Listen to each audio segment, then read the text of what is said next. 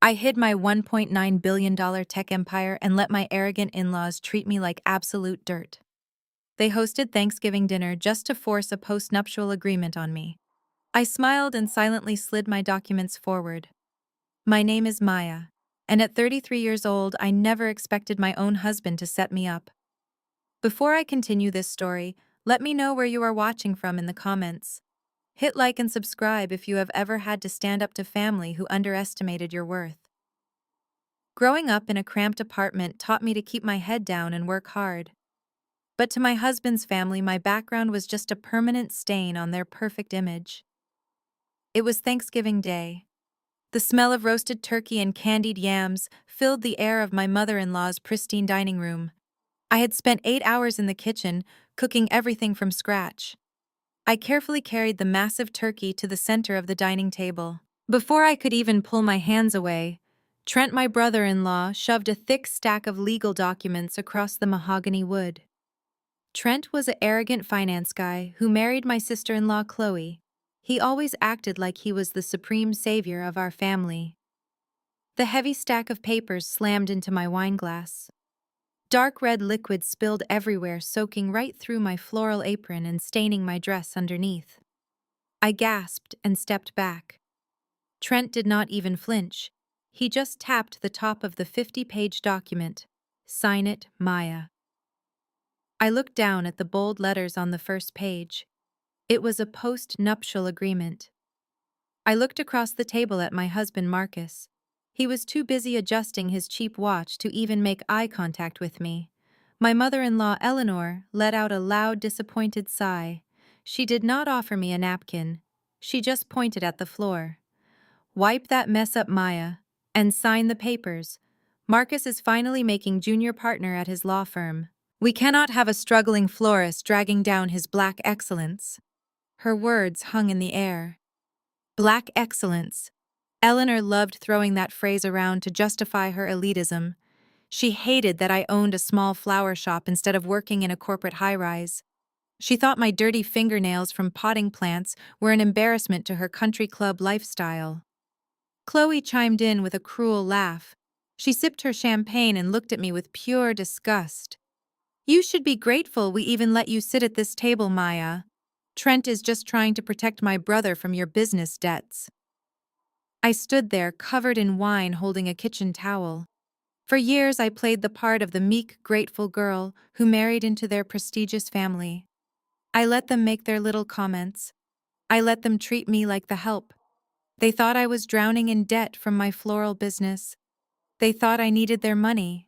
They had no idea that my flower shop was just a hobby, a way to keep my hands busy while my actual company generated millions in revenue every single month. They had no idea I was the anonymous founder of a fintech giant. I watched them gloat, entirely unaware of the truth. I looked at Marcus again. My husband of 5 years. The man I supported through law school. "You agree with this?" I asked quietly. Marcus finally looked up. His face was cold. "Trent is a financial genius, Maya. He says your shop is a liability. Just sign the contract so we can eat." The betrayal settled in my chest, but I did not cry. Crying was for people who had no power. I reached into my apron pocket. I bypassed the cheap plastic pens and pulled out my custom fountain pen. It was encrusted with diamonds and worth more than the car Trent drove. None of them noticed the gemstones catching the light from the chandelier. They were too busy feeling superior. I uncapped the pen smoothly. I hovered the solid gold tip right over the signature line of the post-nuptial agreement. Trent leaned forward with a greedy smirk. Eleanor nodded in smug satisfaction. I looked at the clauses. They wanted me to waive all rights to marital assets. They wanted to ensure I walked away with absolutely nothing. My heart pounded heavily against my ribs as I prepared my counterattack. I took a deep breath and stared right into my husband's eyes. "I will have my lawyer review this first," I said calmly. Trent laughed loudly. "Public defenders do contracts now." I just smiled softly. I did not break my gaze from my husband. Marcus shifted in his seat. He refused to look at me directly. Instead, he spent an unusual amount of time adjusting the fake luxury watch he bought on our honeymoon. I bought it for him actually because he was still paying off student loans. Now he was acting like a corporate titan just because Trent was in the room. Marcus cleared his throat and finally spoke. You are making a scene, Maya. Trent is a financial genius. You do not understand how these things work. He says your business debts could ruin my credit score. I am about to be a junior partner. We have to protect my assets. Just sign the document and we can enjoy the dinner. Protect your assets, I repeated slowly. I felt a cold knot form in my stomach. The man I loved was sitting right in front of me, siding with people who despised me. Chloe leaned over and grabbed a dinner roll. She tore it in half and sneered. Honestly, Maya, you should be thanking Trent for looking out for my brother. Your little flower shop probably makes less in a year than Trent spends on his weekly golf bets. You bring absolutely nothing to the table financially. If you two ever divorce, Marcus should not have to pay for your failures. I looked back down at the thick document. The clauses were brutal. If we divorced, Marcus would keep 100% of his income, his retirement accounts, and the house. The house that I secretly paid the down payment for by slipping money into his checking account so he would feel like the provider. In return, I would waive all rights to spousal support.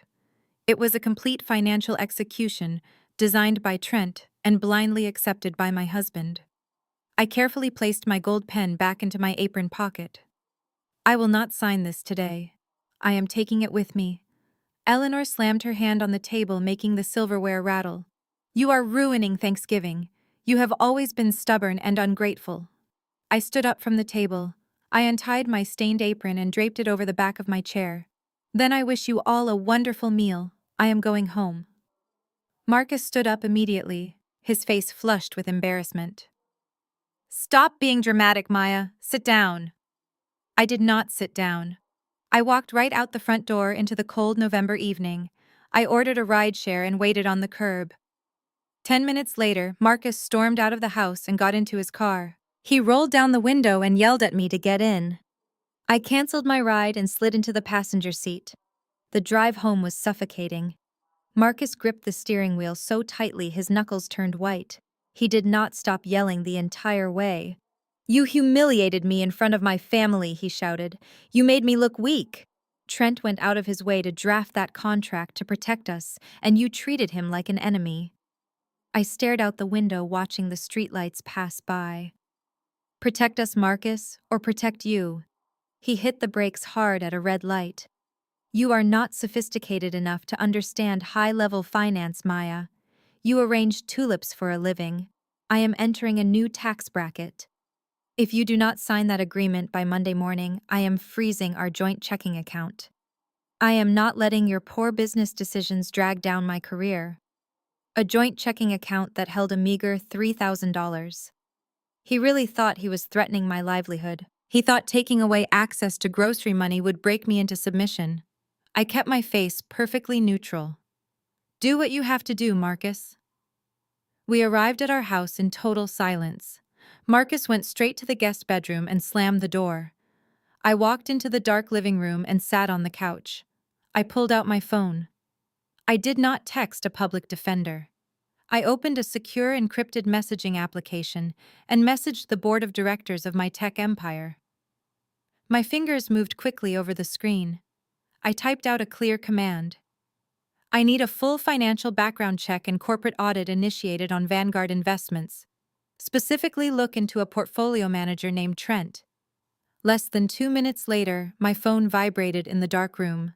It was a reply from my chief operating officer. The screen illuminated my face. The message was short and absolute. Instruction received, Madam Chief Executive Officer. We are initiating the audit on Vanguard Investments immediately. I locked my screen and smiled in the dark. They wanted to play a game of wealth and power. They were about to learn they challenged the owner of the board. The next morning was Black Friday. The sun had not even risen when I arrived at the downtown wholesale flower market. The air was freezing and smelled of damp earth and crushed eucalyptus. I had a massive corporate order to fulfill for a winter gala. I spent 2 hours selecting premium imported orchids, white hydrangeas, and rare black roses. My cart was overflowing. I pushed it to the checkout counter where an older man named Thomas was operating the register. He tallied up the total. It came to $2,800. I pulled out the joint debit card Marcus and I shared and handed it over. Thomas swiped the card. The machine beeped loudly, displaying a red error message. Declined. Thomas frowned and wiped the magnetic strip on his apron. Let me try that again, Maya, he said kindly. He inserted the chip. Another harsh beep echoed in the quiet warehouse. I am sorry, Maya. It says the account has been frozen. I stared at the little digital screen. Marcus actually did it. He did not even wait until Monday. He froze the account on a holiday weekend just to make sure I was completely stranded. He really thought depriving me of $3,000 would bring me to my knees. He thought I would come crawling back to him crying and begging to sign the post-nuptial agreement just so I could keep my little flower shop running. Right at that moment, my phone rang in my pocket. I pulled it out and saw Chloe calling. I answered the call and put it on speaker while Thomas pretended to look away. Chloe did not even say hello. Her sharp laughter filled the air. Good morning, Maya. Marcus just told us he cut off your access to the money. Are you at the market right now looking at flowers you cannot afford? Trent said if you are really desperate, he might let you borrow $50 for groceries, but you will have to wash his car first. I listened to her gloat.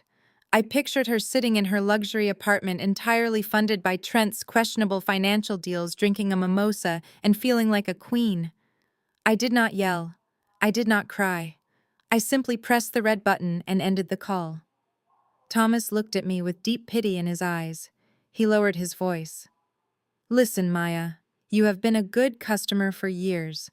If you need to put this on credit and pay me back next month, I can make an exception. I smiled warmly at him.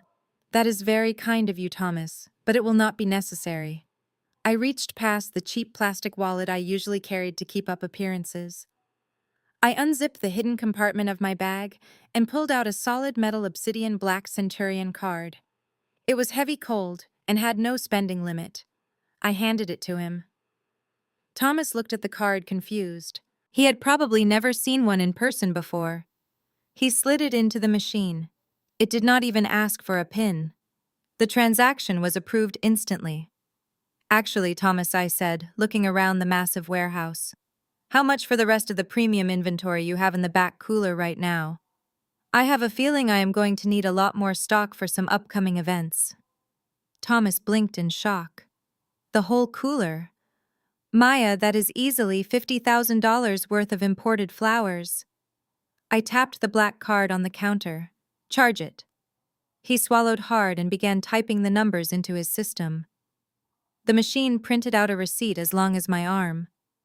As he handed it to me, his hands were shaking slightly. He looked at me as if seeing me for the very first time. Thank you, Maya, he said, his voice full of awe. Oh, by the way, I heard some news about the commercial district where your shop is located. I heard the entire building was sold to an anonymous corporate buyer yesterday. You should be careful. New landlords usually mean a massive rent increase or an eviction notice. I hope they do not force you out. I took my receipt and folded it neatly. I picked up my heavy Centurion card and slid it back into my bag. I looked Thomas right in the eye and gave him a bright, genuine smile. Do not worry about the rent, Thomas, I said softly. I know exactly what the new landlord is planning to do. I just bought the building. I pushed my carts toward the loading dock. The cold wind bit at my face, but I felt nothing but absolute power. Marcus thought a frozen plastic card would destroy me. He had just awakened a billionaire. I unlocked the front door of my flower shop just as the sun began to peek over the city skyline. My delivery driver had just finished helping me unload the massive shipment of premium blooms from the wholesale market. The shop was quickly filled with the rich scent of gardenias and fresh-cut stems. I tied a clean linen apron around my waist and began organizing the buckets. It was peaceful work. It grounded me. But the peace did not last long. The brass bell above the front door jingled violently. Trent strutted into the shop looking like a walking billboard for Wall Street arrogance. He wore a tailored navy vest over a crisp white shirt, and his hair was slicked back flawlessly. He held an expensive iced coffee in one hand and his phone in the other. He looked around my rustic shop with a deep sneer, as if the dirt on the floor might somehow infect his expensive leather shoes. He marched right up to the front counter. He reached into his pocket, pulled out a crumpled $100 bill, and tossed it onto the wooden surface. "Make me a centerpiece, Maya. Something that actually looks expensive, not the cheap weeds you usually sell to the neighborhood housewives." I picked up the bill and smoothed it out calmly. "What is the occasion, Trent?" He leaned against the counter, radiating unearned confidence. "My firm just found out our corporate building was bought out by some anonymous tech billionaire yesterday. The new landlord is sending their management team for a surprise inspection this afternoon. I am the one leading the welcoming committee. I need to impress them. I am going to charm them into locking in a 10-year lease at our current undervalued rate before they realize what the market value actually is. These new money tech people are usually socially awkward idiots. I can easily swindle them." I turned my back to him and selected a tall crystal vase from the shelf. I began pulling thick stems of white hydrangeas and dark purple orchids from the fresh buckets I had just purchased. I grabbed my floral shears and started carefully stripping the leaves and thorns. It was almost poetic. Trent was handing me the exact details of his predatory business strategy while asking me to decorate his trap. "You seem very confident in your ability to manipulate them," I said, keeping my voice entirely neutral as I arranged the first layer of flowers. Trent laughed, a sharp and condescending sound. "That is what separates men like me from people like you, Maya. I play high-stakes games with millions of dollars. You arrange petals in water. Speaking of which, Marcus is absolutely furious that you walked out of Thanksgiving dinner. He told me he froze your debit card this morning." I snapped a thick orchid stem with a sharp crack. "Is that so?" "Do not play dumb with me," he sneered.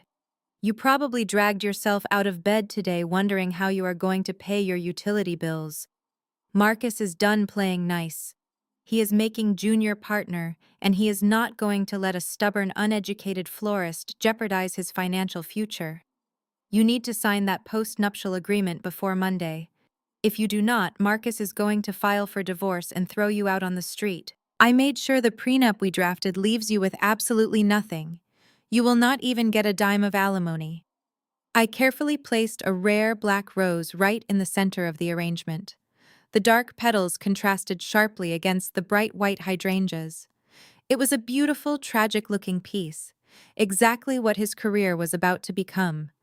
"You put a lot of effort into protecting Marcus," I noted.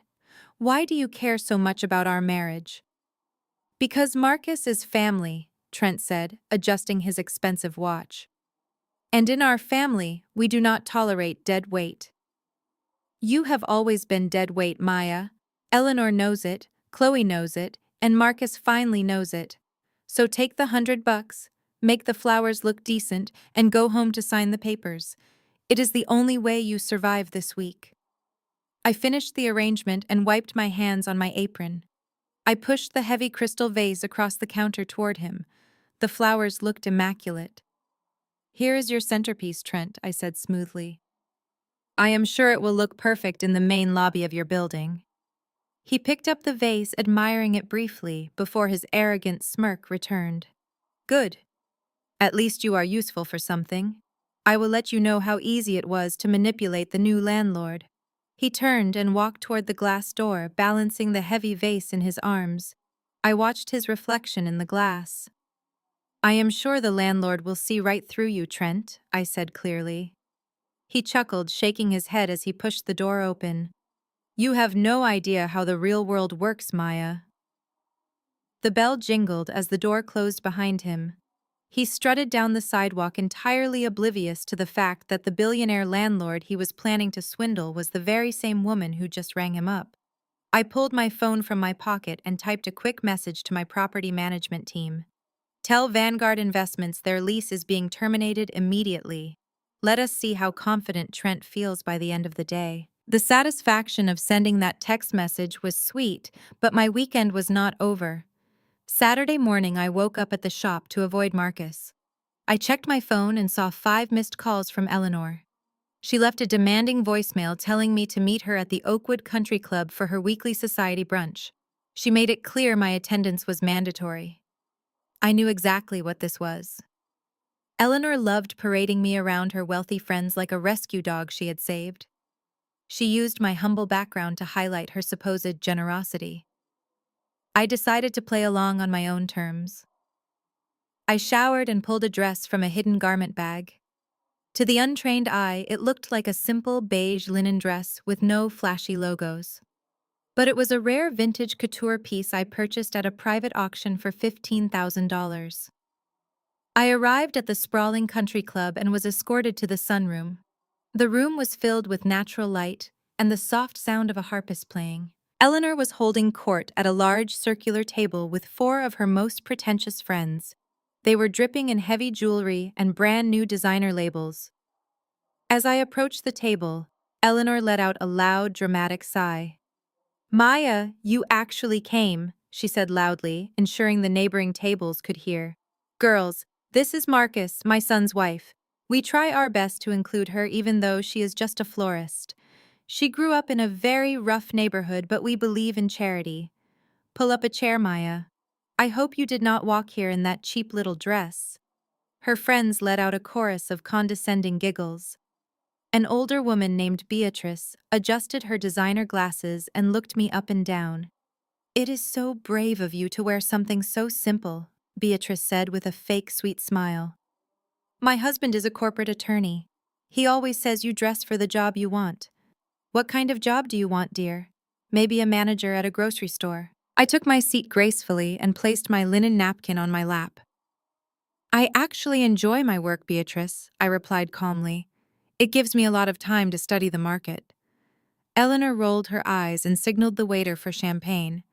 "Do not try to sound smart, Maya. You arrange flowers. You do not know the first thing about the market. Marcus is the legal mind in the family. In fact, he is handling a massive corporate restructuring case right now." Beatrice leaned in eagerly. "Oh, corporate restructuring is so complex. My husband deals with hostile takeovers all the time. It is a ruthless world. I am sure it goes right over your head, Maya. Do not worry about trying to understand it." I took a slow sip of my sparkling water. Not entirely, Beatrice.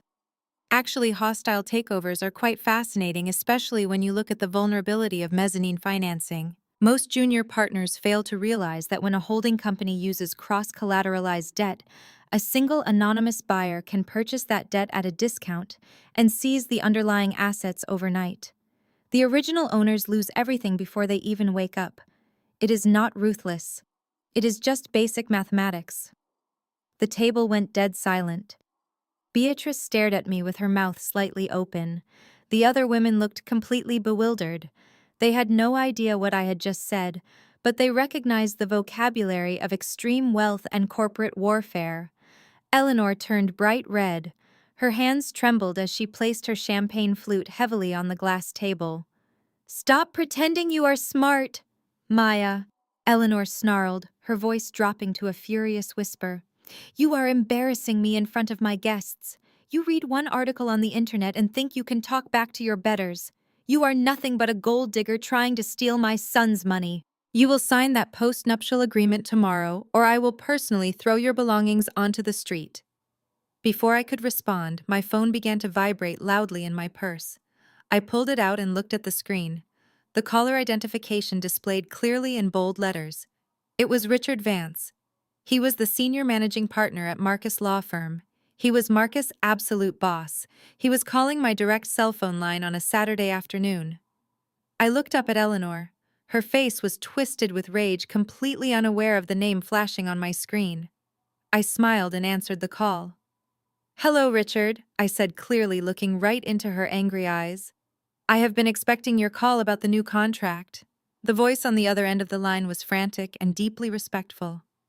"Madam Chief Executive Officer Richard Vance," said his voice trembling slightly. "I wanted to personally call and assure you that our law firm is prioritizing the Vanguard corporate restructuring exactly as you requested. We are honored that your enterprise chose us for this massive acquisition." I kept my face perfectly still. I did not break eye contact with Eleanor, whose mouth was now pressed into a thin, furious line. "That is good to hear, Richard," I replied smoothly. "I expect the final drafts on my desk by Monday morning. Do not let me down." I pressed the end call button and slipped the phone back into my purse. The table was completely silent. Beatrice looked at Eleanor and then back at me, completely bewildered. "Who was that?" Beatrice asked. Her voice lacked all the condescending venom it had just 2 minutes ago. "Just a vendor," I lied effortlessly. I picked up my linen napkin and placed it on the table. "Thank you for the sparkling water, Eleanor. This brunch was incredibly enlightening, but I have actual work to do. Enjoy your weekend, ladies." I did not wait for her to respond.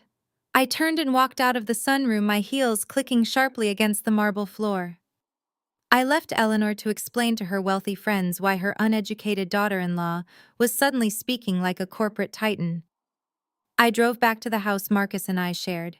The driveway was empty. Marcus had told me he was spending the entire Saturday at the law firm preparing for his junior partner evaluation. The house was quiet and cold. I walked into the kitchen to pour myself a glass of water. That was when I saw it. Marcus had left his synchronized tablet charging on the kitchen island. I normally respected his privacy. I never checked his messages or his emails. But as I reached for my glass, the screen lit up brightly. A new text message notification appeared on the lock screen. It was not from a client. It was from Vanessa. I knew exactly who Vanessa was. She was Richard Vance and his wife's 25-year-old daughter. She had recently started working at the law firm as a junior consultant. The message on the screen was short but devastating. "Room 402 is ready. I ordered the champagne. I cannot wait to celebrate your promotion, babe. Hurry up!" I stood frozen in the kitchen. The air suddenly felt incredibly thin. I read the message again to make sure my eyes were not deceiving me. "Babe, celebrate. Room 402. Everything clicked into place with sickening clarity. Trent was not the only one manipulating the board. The sudden demand for a post-nuptial agreement. The insistence that I waive all my rights to alimony. The freezing of my debit card. It had nothing to do with protecting Marcus from my floral business debts. Marcus was sleeping his way to the top of the firm. He was preparing to divorce me, and he wanted to make sure he could walk away with everything before he married the boss's daughter. I did not cry. The betrayal was absolute, but it burned away any lingering affection I had left for the man I married. I picked up my car keys and walked right back out the front door. I drove downtown to the Four Seasons Hotel. It was the most expensive hotel in the city. I pulled into the valet lane and parked my unassuming sedan directly behind a sleek silver luxury vehicle. I recognized the license plate immediately.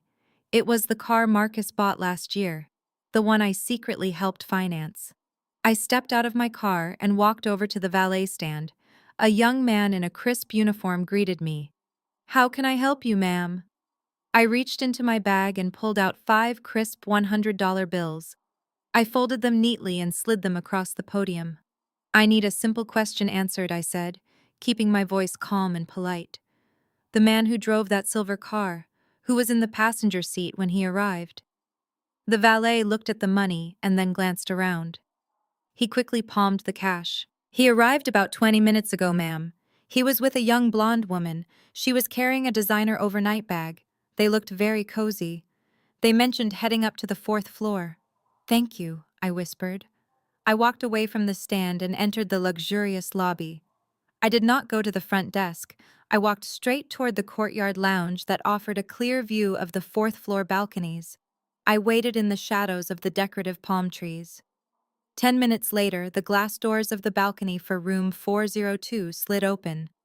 Marcus stepped out wearing a plush hotel robe. A second later, Vanessa stepped out behind him, wrapping her arms around his waist and resting her head on his shoulder. Marcus laughed and kissed her forehead. I pulled out my phone and zoomed in perfectly. I snapped 3 high-definition photos. The lighting was flawless. Their faces were crystal clear. I looked at the digital images on my screen. Marcus thought he was a brilliant lawyer pulling off the perfect crime against his gullible wife. He did not realize he had just handed me the exact weapon I needed to destroy his entire life. I lowered my phone and slipped it back into my pocket. The cold wind whipped through the hotel courtyard, but I felt absolutely nothing. No tears, no heartbreak, just the cold, sharp clarity of a business transaction coming to its natural end. I turned around and walked back to my car. I drove home and waited. Marcus did not return until 8 o'clock that evening.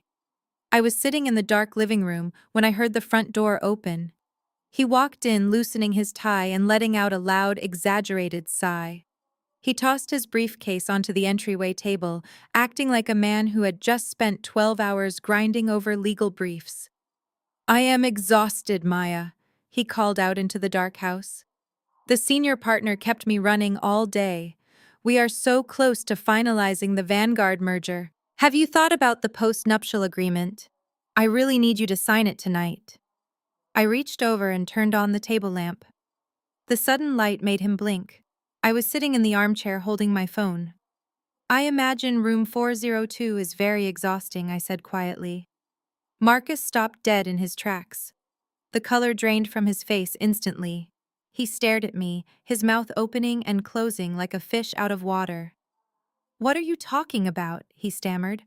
I unlocked my phone and swiped to the high-definition photo I had taken just hours ago. I tossed the phone onto the glass coffee table. It landed with a sharp clack right in front of him. "You should tell Vanessa that her hotel robes are not as flattering as she thinks they are," I said, leaning back in my chair. "And you should tell Richard Vance that his future son-in-law is sloppy." Marcus stared at the glowing screen. For a second, I thought he might actually apologize. I thought he might drop to his knees and beg for forgiveness. Instead, his shock quickly morphed into a cold, ugly sneer. He picked up the phone, looked at the picture, and tossed it back onto the table. "So you followed me?" he said, his voice dripping with contempt.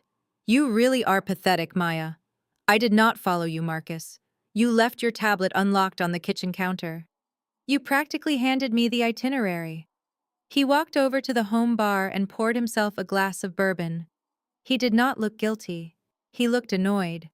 "Listen, Maya, let us be adults about this. I am about to be a partner at one of the most prestigious corporate law firms in the state. I am attending galas, charity dinners, and high-level networking events. You arrange flowers for local weddings. You do not fit into my world anymore. Vanessa understands the pressure I am under. She is sophisticated. She has a pedigree. A pedigree," I repeated. "You are talking about her like she is a show dog." Before Marcus could respond, the front door swung open again. Eleanor and Chloe walked in carrying shopping bags. Trent trailed closely behind them, looking smug as always. Eleanor stopped when she saw the tension in the room. "What is going on here?" Eleanor demanded, looking from Marcus to me. "Did she finally sign the paperwork?" Marcus took a sip of his bourbon. "She knows about Vanessa, Mother. She took a picture of us at the hotel. I waited for the matriarch of the family to scold her son. I waited for her to show a shred of basic human decency. Instead, Eleanor just rolled her eyes and set her designer bags on the floor. She walked over to the coffee table and glanced at the photo. "Well, Maya, what did you expect?" Eleanor said, waving her hand dismissively. "Marcus is a highly successful attorney. Men of his caliber have needs that a simple florist cannot meet. Vanessa is a Vance. She has a massive trust fund and a family name that opens doors. You have dirt under your fingernails. You should have known your place years ago. You are lucky he stayed with you this long." Chloe laughed from the doorway. "Honestly, Maya, you should be embarrassed for dragging this out. Just step aside and let my brother upgrade." The sheer audacity of this family was breathtaking. They were not just defending his infidelity, they were weaponizing it to make me feel small. I looked at the four of them standing in my living room. I paid the mortgage on this house. I bought the furniture they were leaning on. I was the billionaire they were all secretly depending on, and they were trying to throw me out like trash. Trent stepped forward, adjusting his expensive suit jacket. He reached into his leather briefcase and pulled out a fresh stack of legal documents. He tossed them onto the table right next to the photo of Marcus and Vanessa. "Forget the postnuptial agreement," Trent said with a cruel grin. "We are done playing nice. Those are divorce papers. Sign over your rights to this house and agree to zero alimony. If you fight us, Marcus will drag your little flower business through court and ruin you. Sign it now and get out." I looked down at the divorce papers. They had no idea what they had just unleashed. I stared at the thick stack of papers resting on my coffee table. Trent tapped the front page with his expensive pen. "You have exactly 24 hours to pack your bags, Maya," he said. His voice was laced with absolute authority. "Read the terms. You are vacating this property. You are waiving all rights to alimony. You are walking away with exactly what you brought into this family, which is nothing." Eleanor crossed her arms and smiled. She looked around the living room as if she was already planning how to redecorate it. "Take your cheap clothes and your little gardening tools back to the projects, Maya. You had a good run. You got to live in a nice house and pretend you were one of us for 5 years. Now it is time to return to reality. Do not steal any of the silverware on your way out." Chloe giggled from the kitchen doorway. She was already holding a bottle of expensive champagne they had apparently bought just to celebrate my eviction. "Maybe you can sleep in the back of your flower shop," Chloe called out. "Or maybe you can find another gullible man to pay your rent." I looked at Marcus. My husband stood silently near the home bar. He did not defend me. He did not look ashamed. He just swirled the bourbon in his glass. "It is for the best, Maya," he said quietly. "We are just from 2 different worlds. Vanessa and I share the same vision for the future. You will find someone who matches your speed. Just sign the papers so we can make this a clean break. I promise I will not go after your flower shop in court if you just sign right now." He was offering me my own fake business as a consolation prize. The arrogance was almost comical. I let my shoulders slump. I lowered my head and let out a soft, shaky breath. I needed them to believe I was entirely defeated. I needed them to think I was a terrified, heartbroken woman who had just lost her only lifeline. I reached out with a trembling hand and picked up the pen Trent offered me. I slowly flipped through the pages of the divorce agreement. I made sure to look overwhelmed by the legal jargon. But my eyes were scanning for one very specific section: the Asset Disclosure Annex. In any standard divorce proceeding, both parties are required to list all of their financial assets.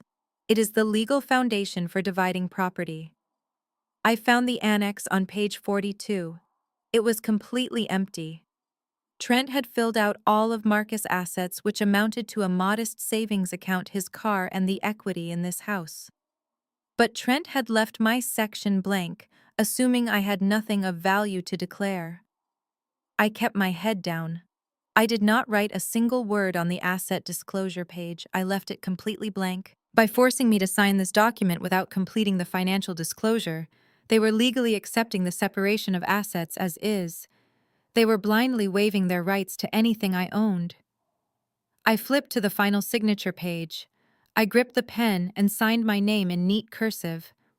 I pushed the stack of papers back across the glass table. Trent snatched the documents immediately. He did not flip through the pages to check my work. He was far too arrogant for that.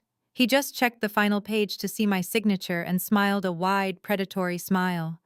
"Smart girl," Trent said, sliding the papers into his leather briefcase. "You have until tomorrow night to get your trash out of this house." I did not wait until tomorrow. I stood up and walked straight past them up the stairs to the master bedroom.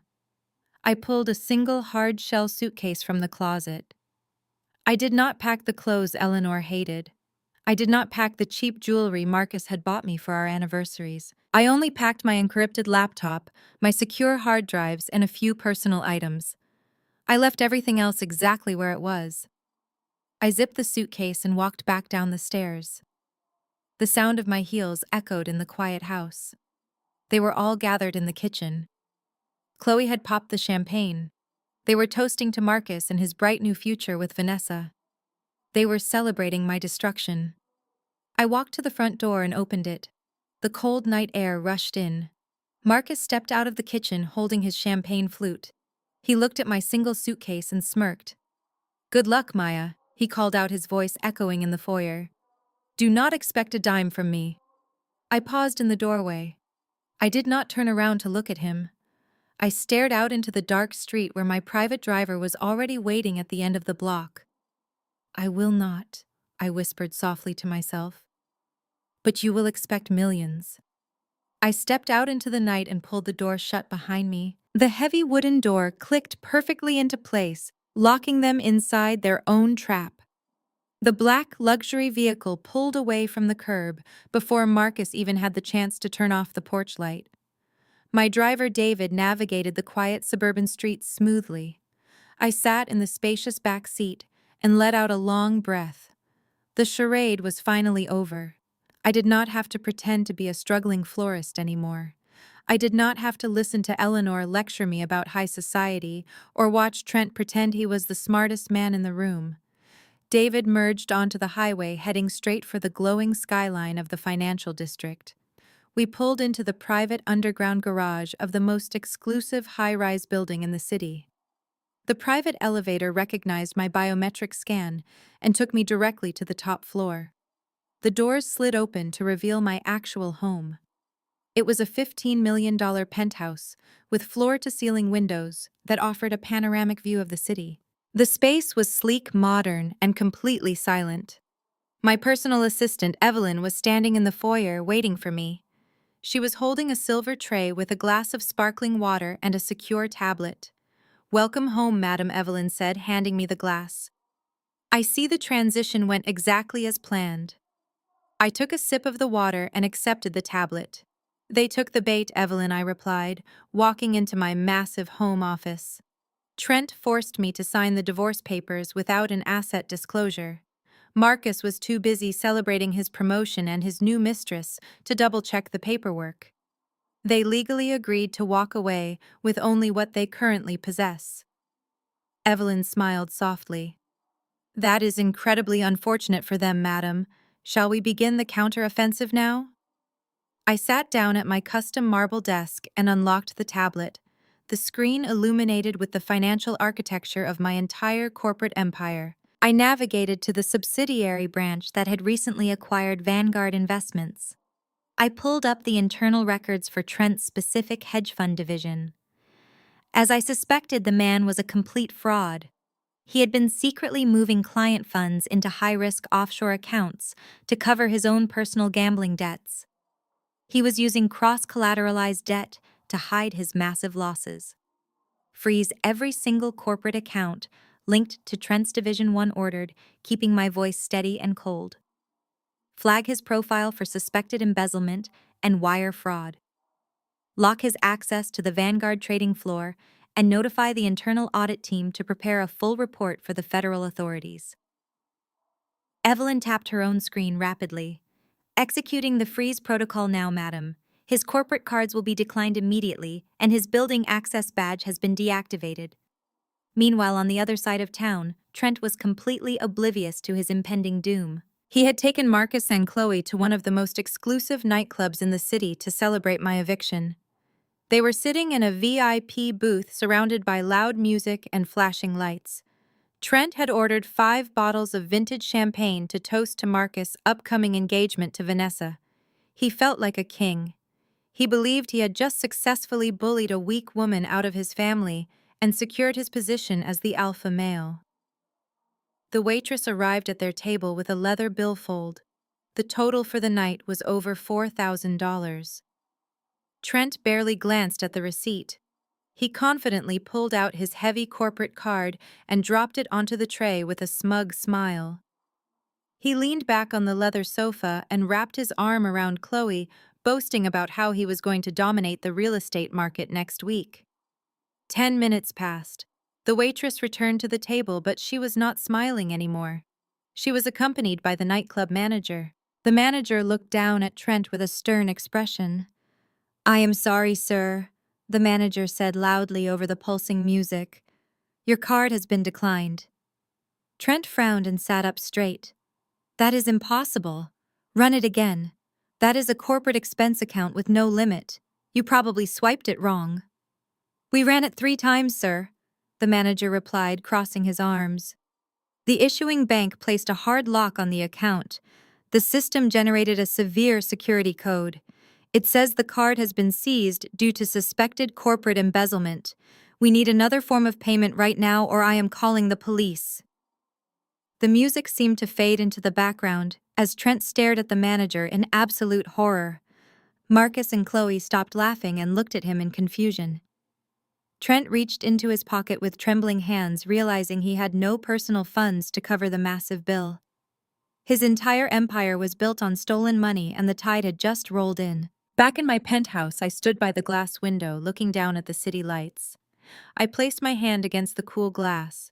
The game was no longer about defending myself. It was about absolute destruction. 2 weeks passed since I walked out of that suburban house. I spent those 14 days orchestrating the silent dismantling of Trent's financial web. He was desperately running around the city trying to figure out why his accounts were frozen while the federal authorities quietly built their massive case against him. But Marcus remained blissfully unaware of the storm gathering over his family. In his mind, he had won the war. He had discarded his dead-weight wife and successfully secured his golden future. On a Tuesday afternoon, my phone buzzed with an incoming email. It was a digital invitation featuring elegant gold script and an overly edited photograph. Marcus and Vanessa were officially announcing their engagement. The absolute audacity was almost impressive. Our divorce papers were not even legally processed through the court system yet, but he was already parading his wealthy new fiancée around town. The engagement party was scheduled for the following Saturday at the Oakwood Country Club. Eleanor was undoubtedly the mastermind behind the rushed timeline, eager to lock in her connection to the Vance family fortune before any rumors could spread. Less than an hour after the email arrived, the brass bell at my flower shop jingled. I had returned to the shop simply to keep up appearances, while my lawyers finalized my corporate maneuvers behind the scenes. Chloe walked through the door. She looked furious and slightly unhinged. The designer sunglasses she usually wore were pushed back on her messy hair, and she carried a thick manila folder. Trent's recent financial stress was clearly taking a heavy toll on her. She looked exhausted, but her deep-rooted arrogance remained entirely intact. She slammed the folder down on my wooden counter. "You are going to do the floral arrangements for my brother's engagement party, Maya," she demanded. Her voice was sharp and loud, echoing in the empty shop. I continued trimming the thick stem of a white lily. I did not look up. "Why on earth would I do that, Chloe? Because if you do not, Trent is going to sue you for defamation," she sneered. She tapped the folder aggressively. "He knows you called the nightclub manager and lied about his corporate account. He knows you are trying to sabotage his reputation out of pure jealousy. He is preparing a massive civil suit against your little business. It will bankrupt you completely. But if you provide the flowers for the party for free, he might reconsider filing the paperwork. Eleanor also wants you there serving the guests so you can see what a real wealthy woman looks like. Consider it a learning experience." I looked at her. Trent was actively lying to his own wife. He was too cowardly to admit that his entire hedge fund was under federal investigation for embezzlement, so he blamed the frozen bank accounts on a jealous ex-sister-in-law making a phone call. He actually convinced Chloe that I had the power to freeze a multi-million-dollar corporate account with a simple rumor. The stupidity was staggering. He was hiding his crimes from her, and she was unknowingly helping him dig his own grave. I set my floral shears down. I looked at the folder, and then back at Chloe. I let a soft, defeated sigh escape my lips, playing the part of the terrified small business owner perfectly. "Fine, Chloe," I said, keeping my voice low and compliant. "I do not want any legal trouble with Trent. I cannot afford a lawsuit right now. I will do the floral arrangements for the engagement party. I will even do them for free." Chloe smiled a vicious, triumphant smile. "I knew you would finally see reason. You always cave when you are threatened. The color scheme is white and gold. Vanessa wants everything to look pure, innocent, and expensive. Do not mess this up, Maya, or my family will ruin you permanently. She turned on her heel and marched out of the shop, her expensive heels clicking sharply against the pavement.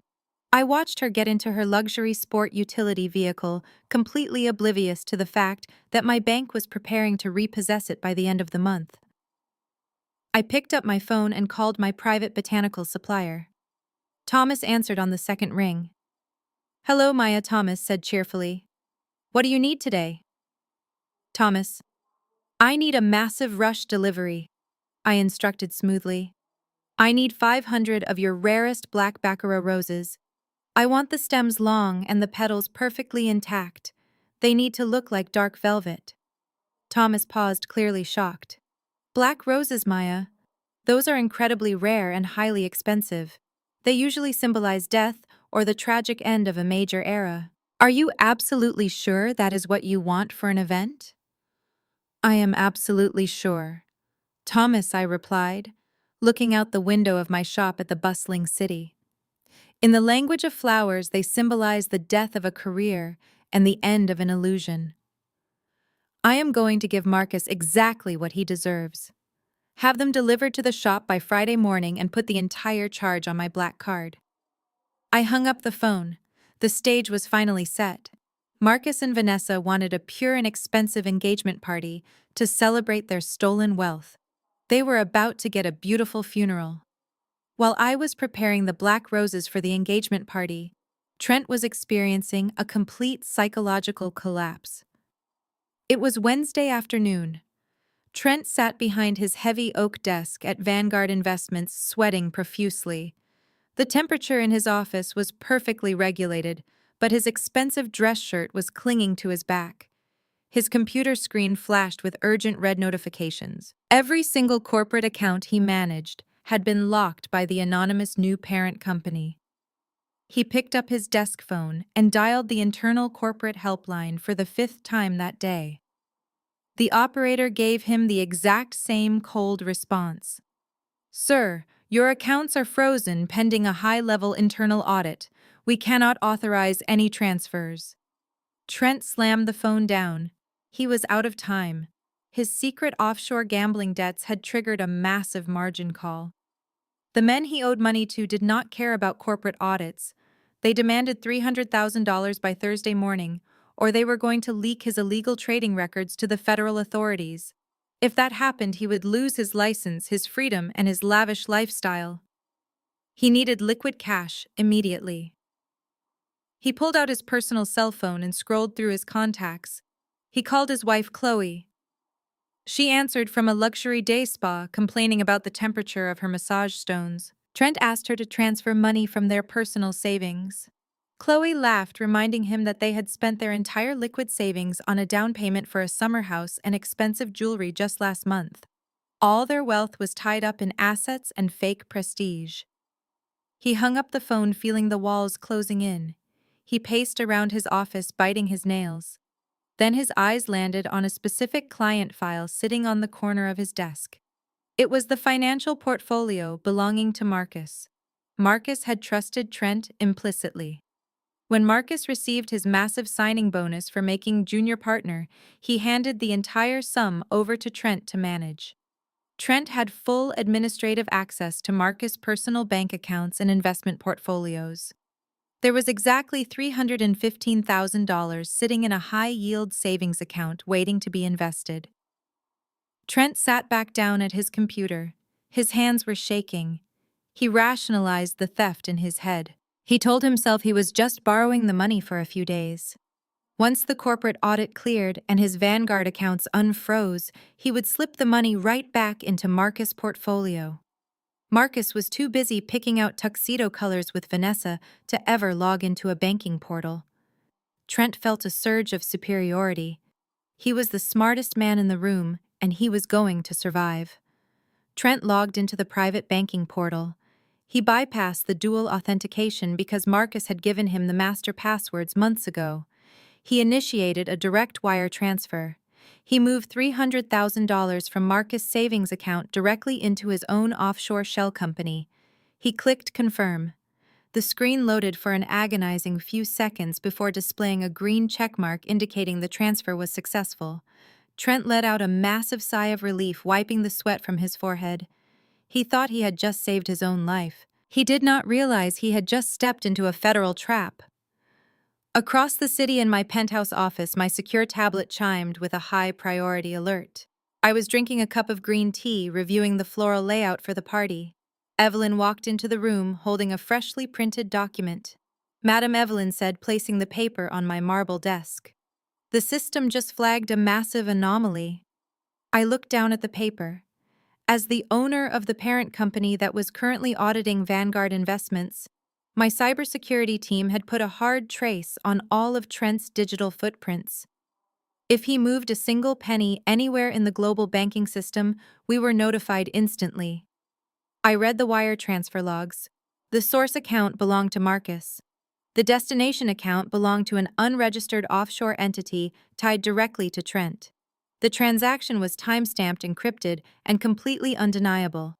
"He actually did it," I whispered, tracing the printed numbers with my finger. I knew he was desperate, but I did not think he would be stupid enough to steal from his own family. Evelyn smiled a tight, professional smile.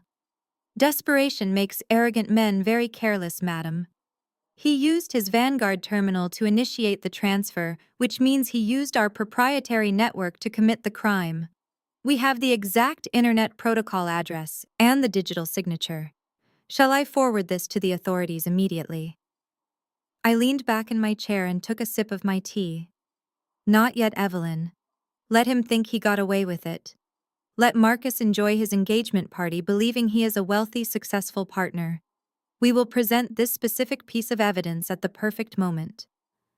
I picked up my diamond-encrusted pen and circled the final transaction amount on the paper. Stealing from a client is bad enough, but routing stolen money through an offshore account across international lines crossed a very serious boundary. Trent had just committed textbook federal wire fraud. The penalty was up to 20 years in federal prison. I placed the paper inside a thick leather binder. The trap was officially locked. I left the leather binder on my desk and headed down to the loading dock. It was Friday evening and the rehearsal dinner for the engagement party was taking place at the Oakwood Country Club. I wore my simple linen apron over a plain black dress. I needed to look exactly like the defeated domestic worker they all believed I was. My team of actual employees unloaded the massive arrangements of white hydrangeas and the rare black roses. The room was dripping in forced elegance. Gold chandeliers hung from the ceiling, and a string quartet was already tuning their instruments in the corner. Marcus and Vanessa were standing near the head table holding champagne flutes. Vanessa wore a tight silk dress that looked entirely too restrictive. She spotted me carrying a centerpiece and immediately tapped Marcus on the shoulder. She whispered something in his ear and let out a sharp laugh. Vanessa, however, walked straight toward me. She stopped a few feet away, crossing her arms and looking me up and down with absolute disdain.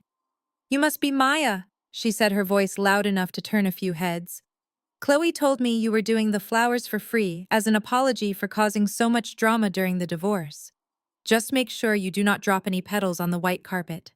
My father paid a fortune to rent this room, and I do not want your mess ruining the aesthetic." I carefully placed the heavy vase on the center of the table. I adjusted a single black rose, ensuring it stood out perfectly against the white blooms. She scoffed and leaned in closer, adjusting her diamond necklace with a smug smile. I watched her fake empathy, knowing she was enjoying every second of this power trip. "You know, Maya, I actually feel sorry for you. It must be humiliating to arrange flowers for your ex-husband's new life. But you have to admit, Marcus looks so much happier now. He finally has a woman who can elevate him socially and financially. You were just a heavy anchor holding him back from reaching his true potential in this competitive city. Once my father makes him a full partner, we are buying a massive luxury house in the hills. You should probably leave through the dark service exit when you are done. We do not want the important guest confusing you for an actual valued attendee." I kept my eyes lowered, playing the part of the humiliated servant flawlessly. I nodded and picked up my empty carrying crate. "Enjoy your evening, Vanessa," I said, stepping away from the table.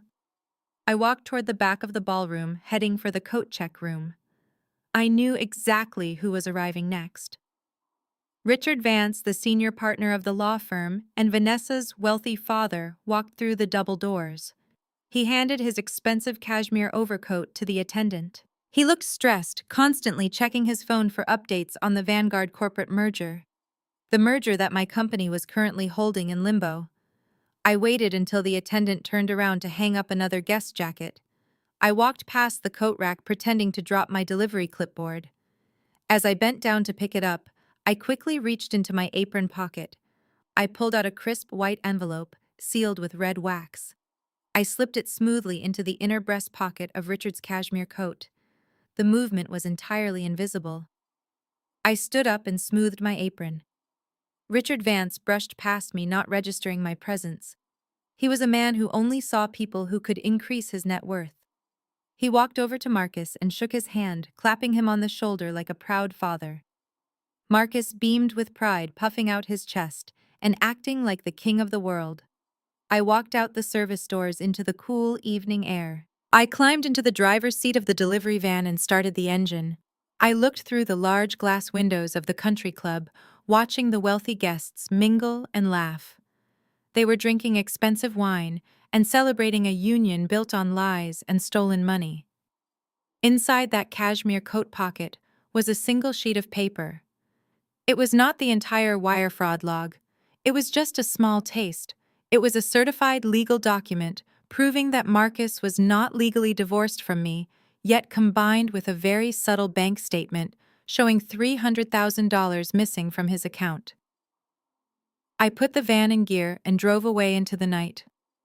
Richard Vance was a ruthless corporate lawyer. He would find the envelope when he went home tonight, and tomorrow the entire house of cards was going to collapse. The next morning, the sun rose over the city, bringing the day of the official engagement party. The main event was being held in the grand ballroom of the most prestigious luxury hotel in the downtown district. I arrived early with my team to set up the final floral arrangements. The black roses looked stunning against the stark white table linens. They were a dark, creeping shadow in a room designed to celebrate a massive lie. I was standing in the massive stainless steel catering kitchen, trimming the last few stems, when the heavy double doors swung very wide open. Eleanor marched into the kitchen. She was already wearing her evening gown, a shimmering gold dress that was entirely too loud for an afternoon setup. She held a crystal glass of sparkling water and looked around the industrial kitchen with obvious disgust. She spotted me standing by the deep industrial sink. She walked over her heels, clicking loudly on the tile floor. "You actually brought black roses," Eleanor said, her voice dripping with extreme condescension. "Chloe told me you were doing something dramatic, but this is just pathetic, Maya. You are currently trying to ruin my son's extremely special day. It will not work. Vanessa thinks it is hilarious. She thinks you are just a bitter poor woman trying to be edgy." I turned on the faucet and began washing the plant sap from my hands. I did not look at her. I simply let the warm water run over my fingers. "They are just flowers, Eleanor," I said calmly. "They mean whatever you want them to mean." Eleanor scoffed and took a sip of her water. "Do not play games with me, Maya. Look at this room. Look at this hotel. This is wealth. This is real true power. This is a world you will never truly touch. You got to visit it for a few years because my son took pity on you, but you never belonged. You have always been a peasant playing dress-up. Today Marcus is marrying into the Vance family. He is securing his legacy. You are just the hired help cleaning up the stems in the back room." I turned off the faucet and dried my hands on a clean linen towel. I finally turned to look at her. Her face was flushed with the absolute thrill of deep cruelty. She smiled proudly. She was completely intoxicated by her own perceived superiority. "You are right, Eleanor," I said, keeping my voice perfectly level. "This ballroom is a bit cheap for my taste. I actually prefer the presidential suite upstairs." Eleanor stared at me for a second before bursting into a loud theatrical laugh. "The presidential suite," she mocked, wiping a fake tear from her eye. "Oh, Maya, you have completely lost your mind. The stress of the divorce has made you totally delusional. You cannot even afford the parking fee for this building. The presidential suite costs $10,000 a night exactly. You will never even see the inside of an elevator that goes to that floor. I smiled a small, cold smile. I did not bother telling her that I did not rent the presidential suite. I owned the entire hotel chain. I let her laugh. Her ignorance was her most defining feature. Eleanor turned around, still chuckling to herself, and walked out of the catering kitchen. She was replaced almost immediately by Marcus. He slipped through the swinging doors, looking frantic. He was wearing a custom-tailored tuxedo, but his bow tie was undone and his bare forehead was sweating profusely. "Maya," he hissed, grabbing my arm and pulling me away from the doorway. "We need to handle this right now." I calmly pulled my arm out of his grasp. "Handle what, Marcus?" He reached into his jacket pocket and pulled out a folded legal document. It was a final addendum to our separation agreement. "Richard Vance called me this morning and he was furious," Marcus said, his eyes darting around nervously. "He received some strange envelope in his coat pocket last night with crazy allegations. I managed to convince him it was just a completely desperate lie from you directly. But he wants all loose ends tied up before he officially announces my partnership tonight. He wants an ironclad guarantee that you will never make a claim against my future earnings. Sign this addendum right now." I looked at the piece of paper in his trembling hand. He was completely unaware that the envelope contained actual bank statements showing the money Trent stole. "I will not sign this in the dark, Marcus," I said firmly. "If you want this addendum signed, I will sign it tonight in the main ballroom in front of all your guests, completely publicly, without fail." Marcus stared at me as if I had suddenly grown a second head. His jaw tightened and he looked around the catering kitchen nervously to make sure none of the serving staff were eavesdropping. "Sign it in front of the guests," he whispered harshly. "Are you insane, Maya? This is a private legal matter. You are not going to ruin my engagement party with a public spectacle." I crossed my arms and leaned against the stainless steel counter. "Then I will not sign it at all, Marcus. I will let Richard Vance know that his future son-in-law cannot handle his own past baggage. I will walk right out the back door right now, and you can explain to the senior partner why the divorce is suddenly delayed indefinitely. Your promotion, your new house, and your wealthy new bride will all be put on hold." Marcus panicked. The thought of losing his partnership and his shiny new life terrified him more than anything else. He looked at the addendum in his hand and then back at me.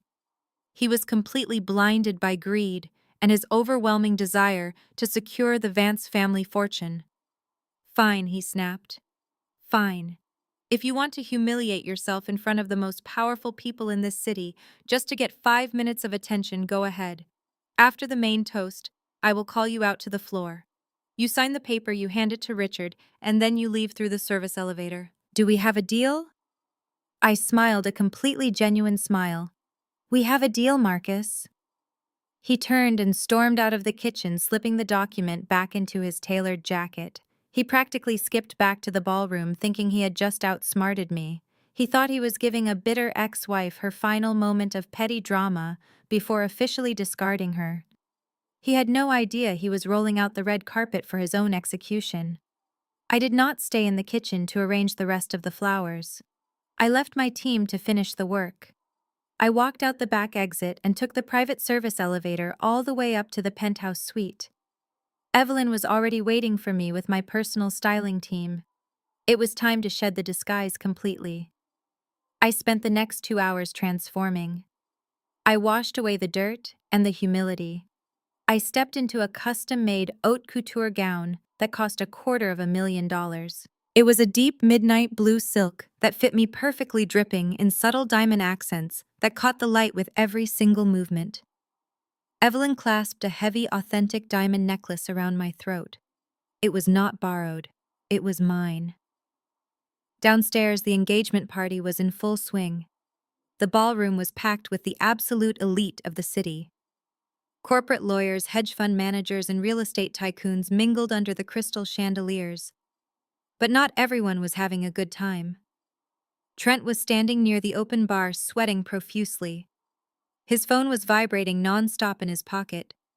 He pulled it out and stared at the screen with wide, terrified eyes. He was receiving automated alerts from the federal authorities. His entire Vanguard portfolio had just been flagged for emergency federal review due to extreme financial irregularities. Trent frantically scanned the crowd and spotted Eleanor laughing with a group of wealthy wives. He rushed over to her, grabbing her arm and pulling her away from her friends. Eleanor, I need a massive favor, Trent whispered, his voice cracking with absolute panic. I need a short-term loan immediately, $200,000 right now. I can double it for you by next month. Eleanor pulled her arm away, looking at him with deep annoyance. Have you been drinking, Trent? I do not have $200,000 in liquid cash. All my money is tied up in the house and Chloe just maxed out the credit cards for her new wardrobe. Go ask Marcus. He just got a massive bonus from the firm. Trent felt his stomach drop to the floor. He could not ask Marcus because he had already stolen Marcus' bonus to pay his illegal gambling debts. And now those funds were frozen in an offshore account by an anonymous corporate auditor. Trent realized he was completely trapped.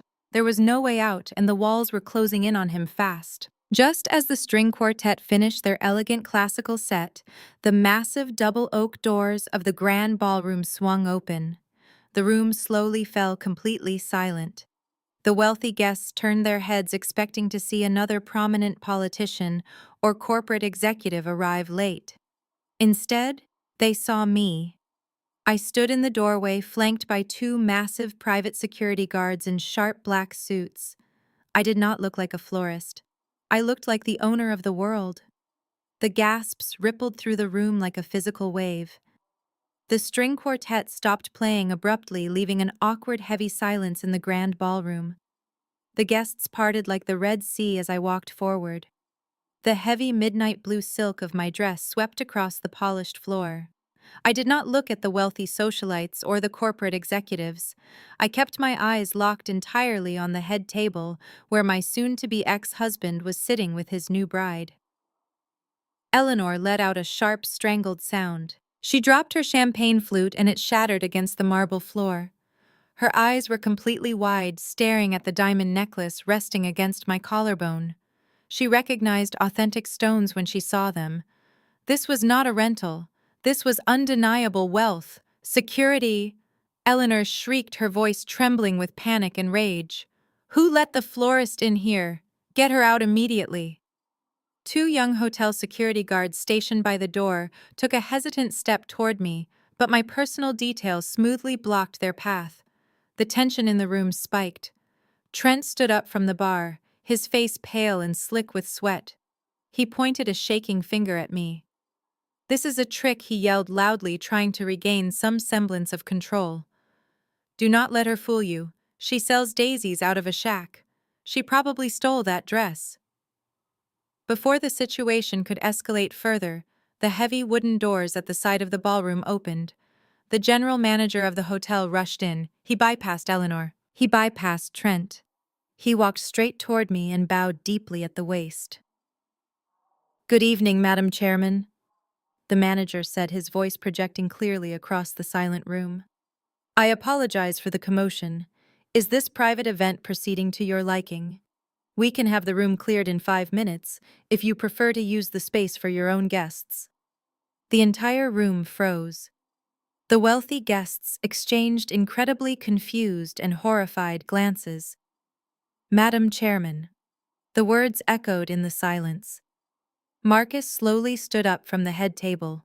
His face was entirely drained of color. He looked like a man who had just seen a ghost. His jaw was hanging open, and he clutched the edge of the table so tightly his knuckles were white. Chairman, he whispered, his voice barely audible over the hum of the air conditioning. I ignored the hotel manager and walked directly to the head table.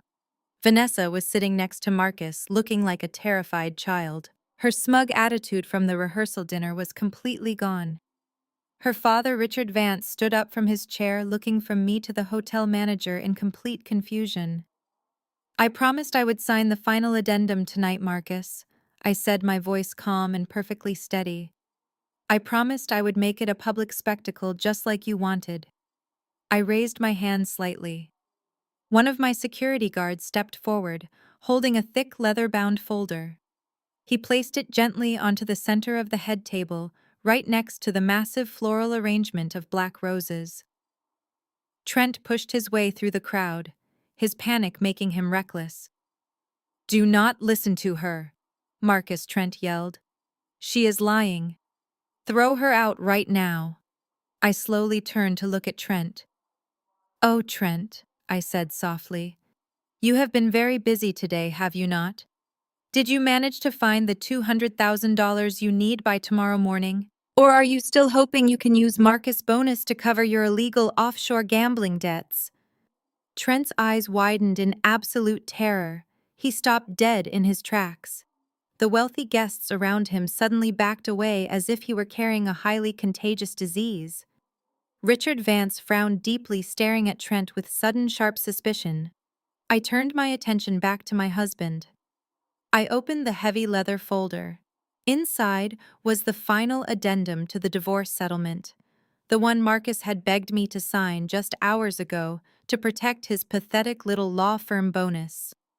"You wanted full transparency, Marcus," I said, projecting my voice so every single person in the room could hear me. "You and your family forced me to sign a postnuptial agreement because you were terrified my flower shop would ruin your credit score. You demanded that we waive all rights to each other's assets. You wanted a clean break where you kept everything you built, and I walked away with absolutely nothing." I pulled out my custom gold pen. I hovered it over the signature line. "Well, Marcus, I brought the notary, and I brought my full asset disclosure." I signed my name with a smooth flourish. I pushed the heavy document across the table. "Read it, Marcus," I commanded. "Read the final page." Marcus reached out with a trembling hand. He pulled the document toward him. He flipped past the signature page to the newly attached financial disclosure annex. He stared at the page. His eyes darted back and forth, reading the numbers. He stopped breathing. "Read it out loud, Marcus," I said, my voice turning cold. Marcus swallowed hard. A single bead of sweat rolled down his forehead. "Net worth," he stammered, his voice cracking violently. $1.9 billion. The silence in the room was so absolute that the sound of the heavy document hitting the floor would have been deafening.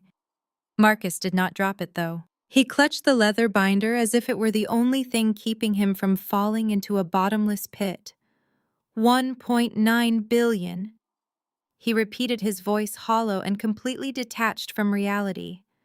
Vanessa grabbed the paper from his hands. She scanned the certified bank seals and the federal notary stamps. She let out a sharp, piercing scream.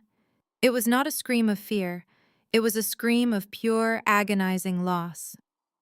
She dropped the folder onto the white tablecloth right next to the black roses. Richard Vance pushed his way past his daughter and snatched the document. He was a seasoned corporate attorney.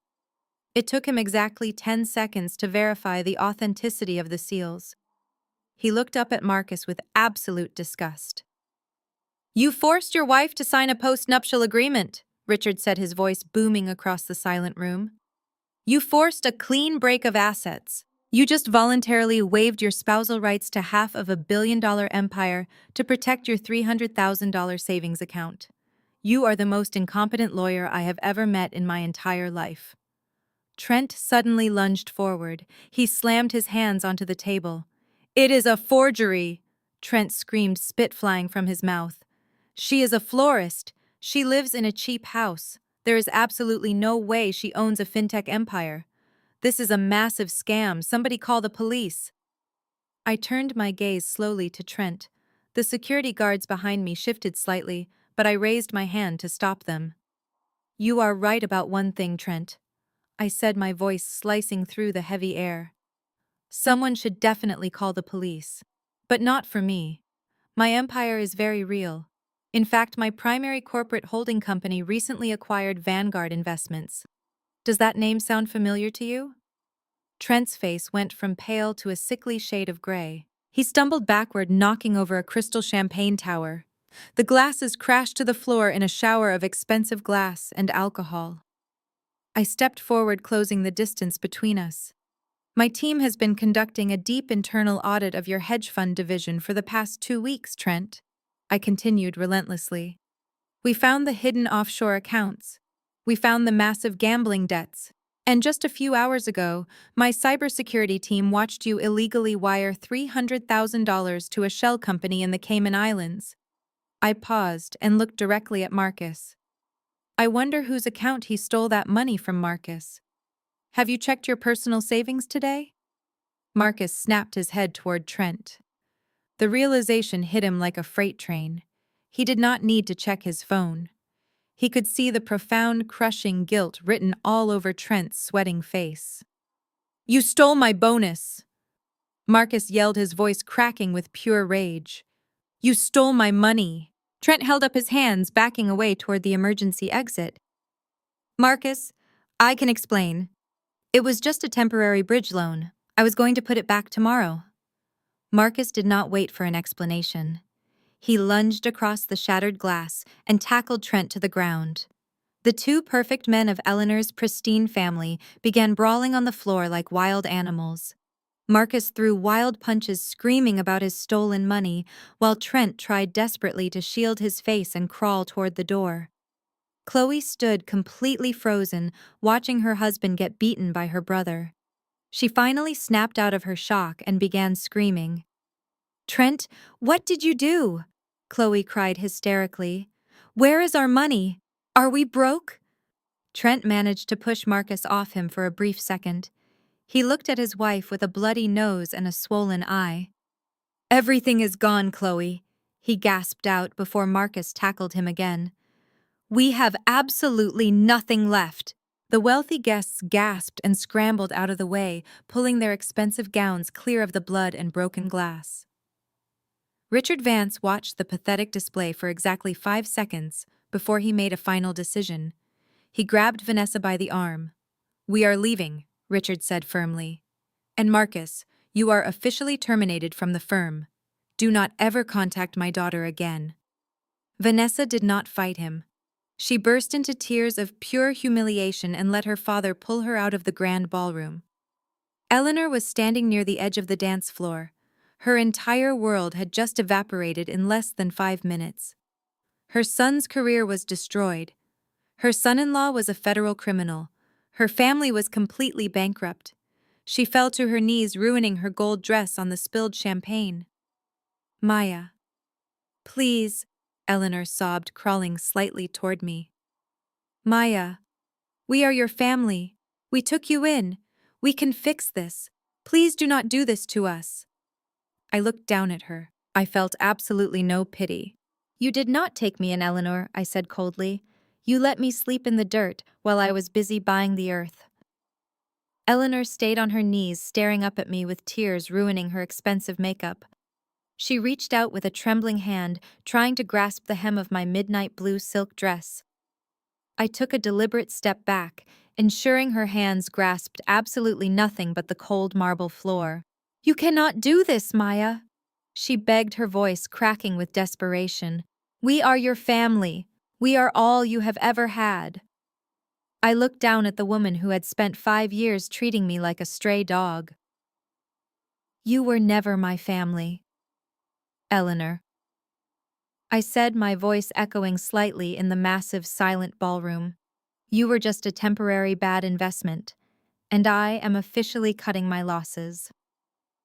Before Eleanor could formulate another pathetic excuse, a new sound pierced through the heavy atmosphere of the grand ballroom. It started as a faint wail in the distance but grew louder and more urgent by the second. Sirens. Multiple sirens echoing through the downtown streets and pulling up directly outside the luxury hotel.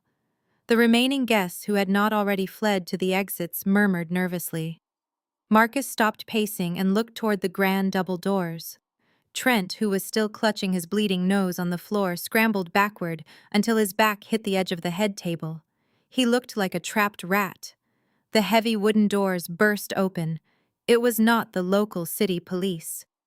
A dozen men and women wearing dark tactical windbreakers stormed into the room.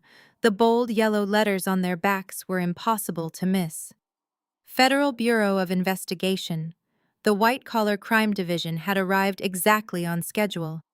The lead agent, a tall man with a stern face and a clipped badge on his belt, scanned the ruined engagement party.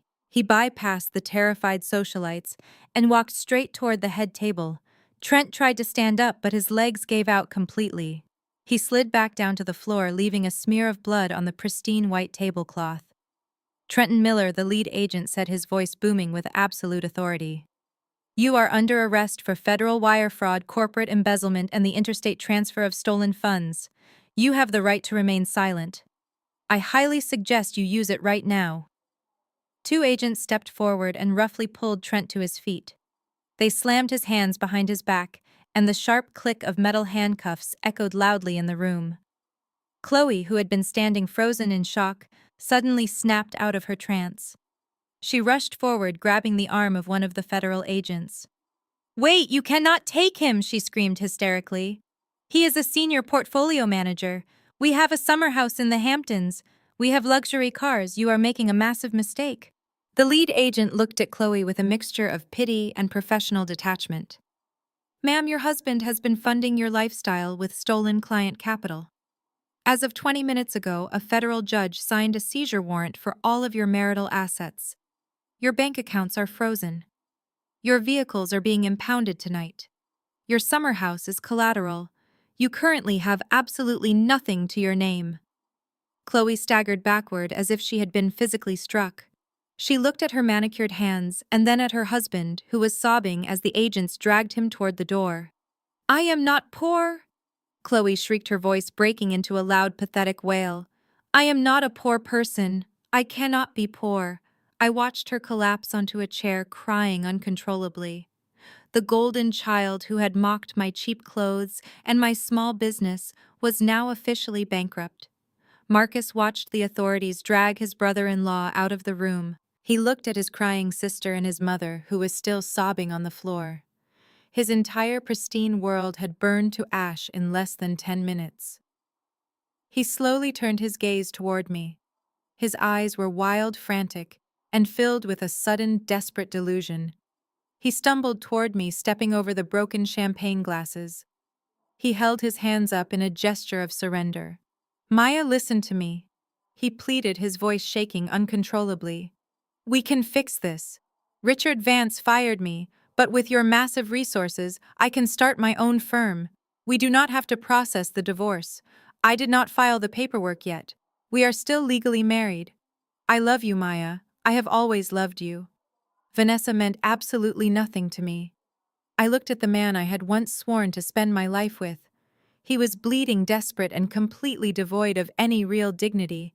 He was begging for my money, not my heart. I let out a soft, genuine laugh. It was the first time I had laughed all week. "Oh, Marcus," I said, shaking my head slowly. "You really do not understand the law, do you?" I signaled to my personal assistant, Evelyn, who stepped forward holding the thick leather binder containing the postnuptial agreement. I took it from her and held it up. "You signed the final addendum tonight, Marcus," I reminded him. "You brought the notary. You made it an ironclad separation of assets. You cannot undo what you did just because you finally realized how much I am actually worth. You asked for a clean break, and I am giving it to you permanently." I turned my back on Marcus and walked toward the grand exit. The heavy wooden doors were held open by my security team. The remaining guests parted from me in absolute silence. They were no longer looking at me like a pathetic florist.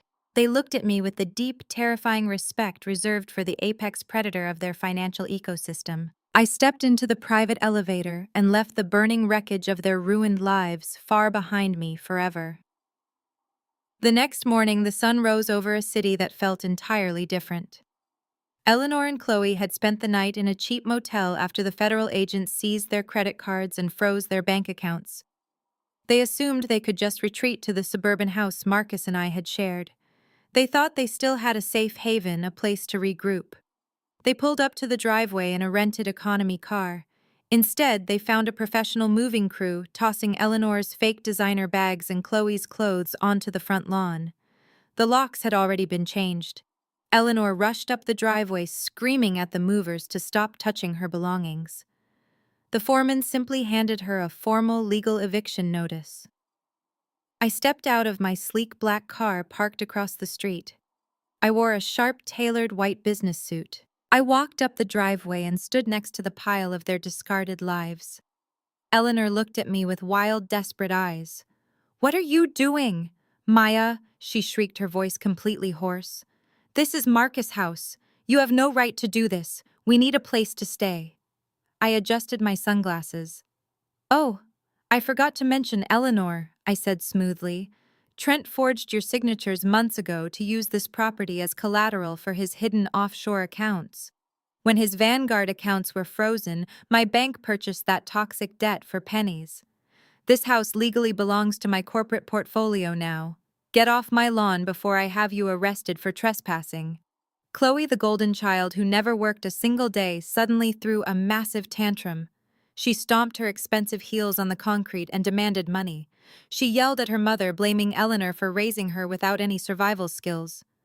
Eleanor finally snapped. The refined matriarch lost her temper and began screaming right back at her daughter, realizing she had raised a parasite who would abandon her the second the money ran dry. I watched the pristine family implode right there on the manicured grass. Marcus walked slowly up the driveway, holding the unsigned divorce papers in his hand. He looked like a beggar. His custom tuxedo was wrinkled and stained with spilled champagne. He had lost his job, his fiancée, and his entire future in a single evening. He looked at the massive house and then at me. He held out the divorce papers. I took them from his trembling hands. I signed my name on the final line, finalizing the absolute separation of our lives. I reached into my pocket and pulled out a single crumpled $100 bill. It was the exact same bill Trent had thrown at me. I tucked it neatly into Marcus' shirt pocket. "Buy yourself a hot, decent meal, Marcus," I said softly. "You are going to need the energy for your upcoming bankruptcy hearings." I slowly turned around and walked straight back to my luxury car. I did not look back as it pulled away, leaving them standing in the ruins of their own arrogance. A few months later, the dust completely settled. Trent was convicted of federal wire fraud and sentenced to 15 years in federal prison. Without his stolen money, Chloe was forced to take a minimum wage job as a cashier at a local grocery store. Eleanor had to move into a cramped one-bedroom apartment, relying entirely on government assistance. Her high society friends completely abandoned her, ignoring her phone calls and pretending she never existed. Marcus was disbarred for his involvement in Trent's financial schemes and was currently working at a fast food restaurant trying to pay off massive legal debts. As for me, I was standing on the top floor of my downtown high-rise, overlooking the city I now practically owned. Forbes magazine had just published their latest issue with my face on the cover. The headline praised my billion-dollar fintech empire and my massive new charity initiative for underprivileged women. I took a sip of my green tea and smiled. They demanded a post-nuptial agreement to protect their pennies, so I gave them the truth. And the truth did not set them free. It locked them away forever.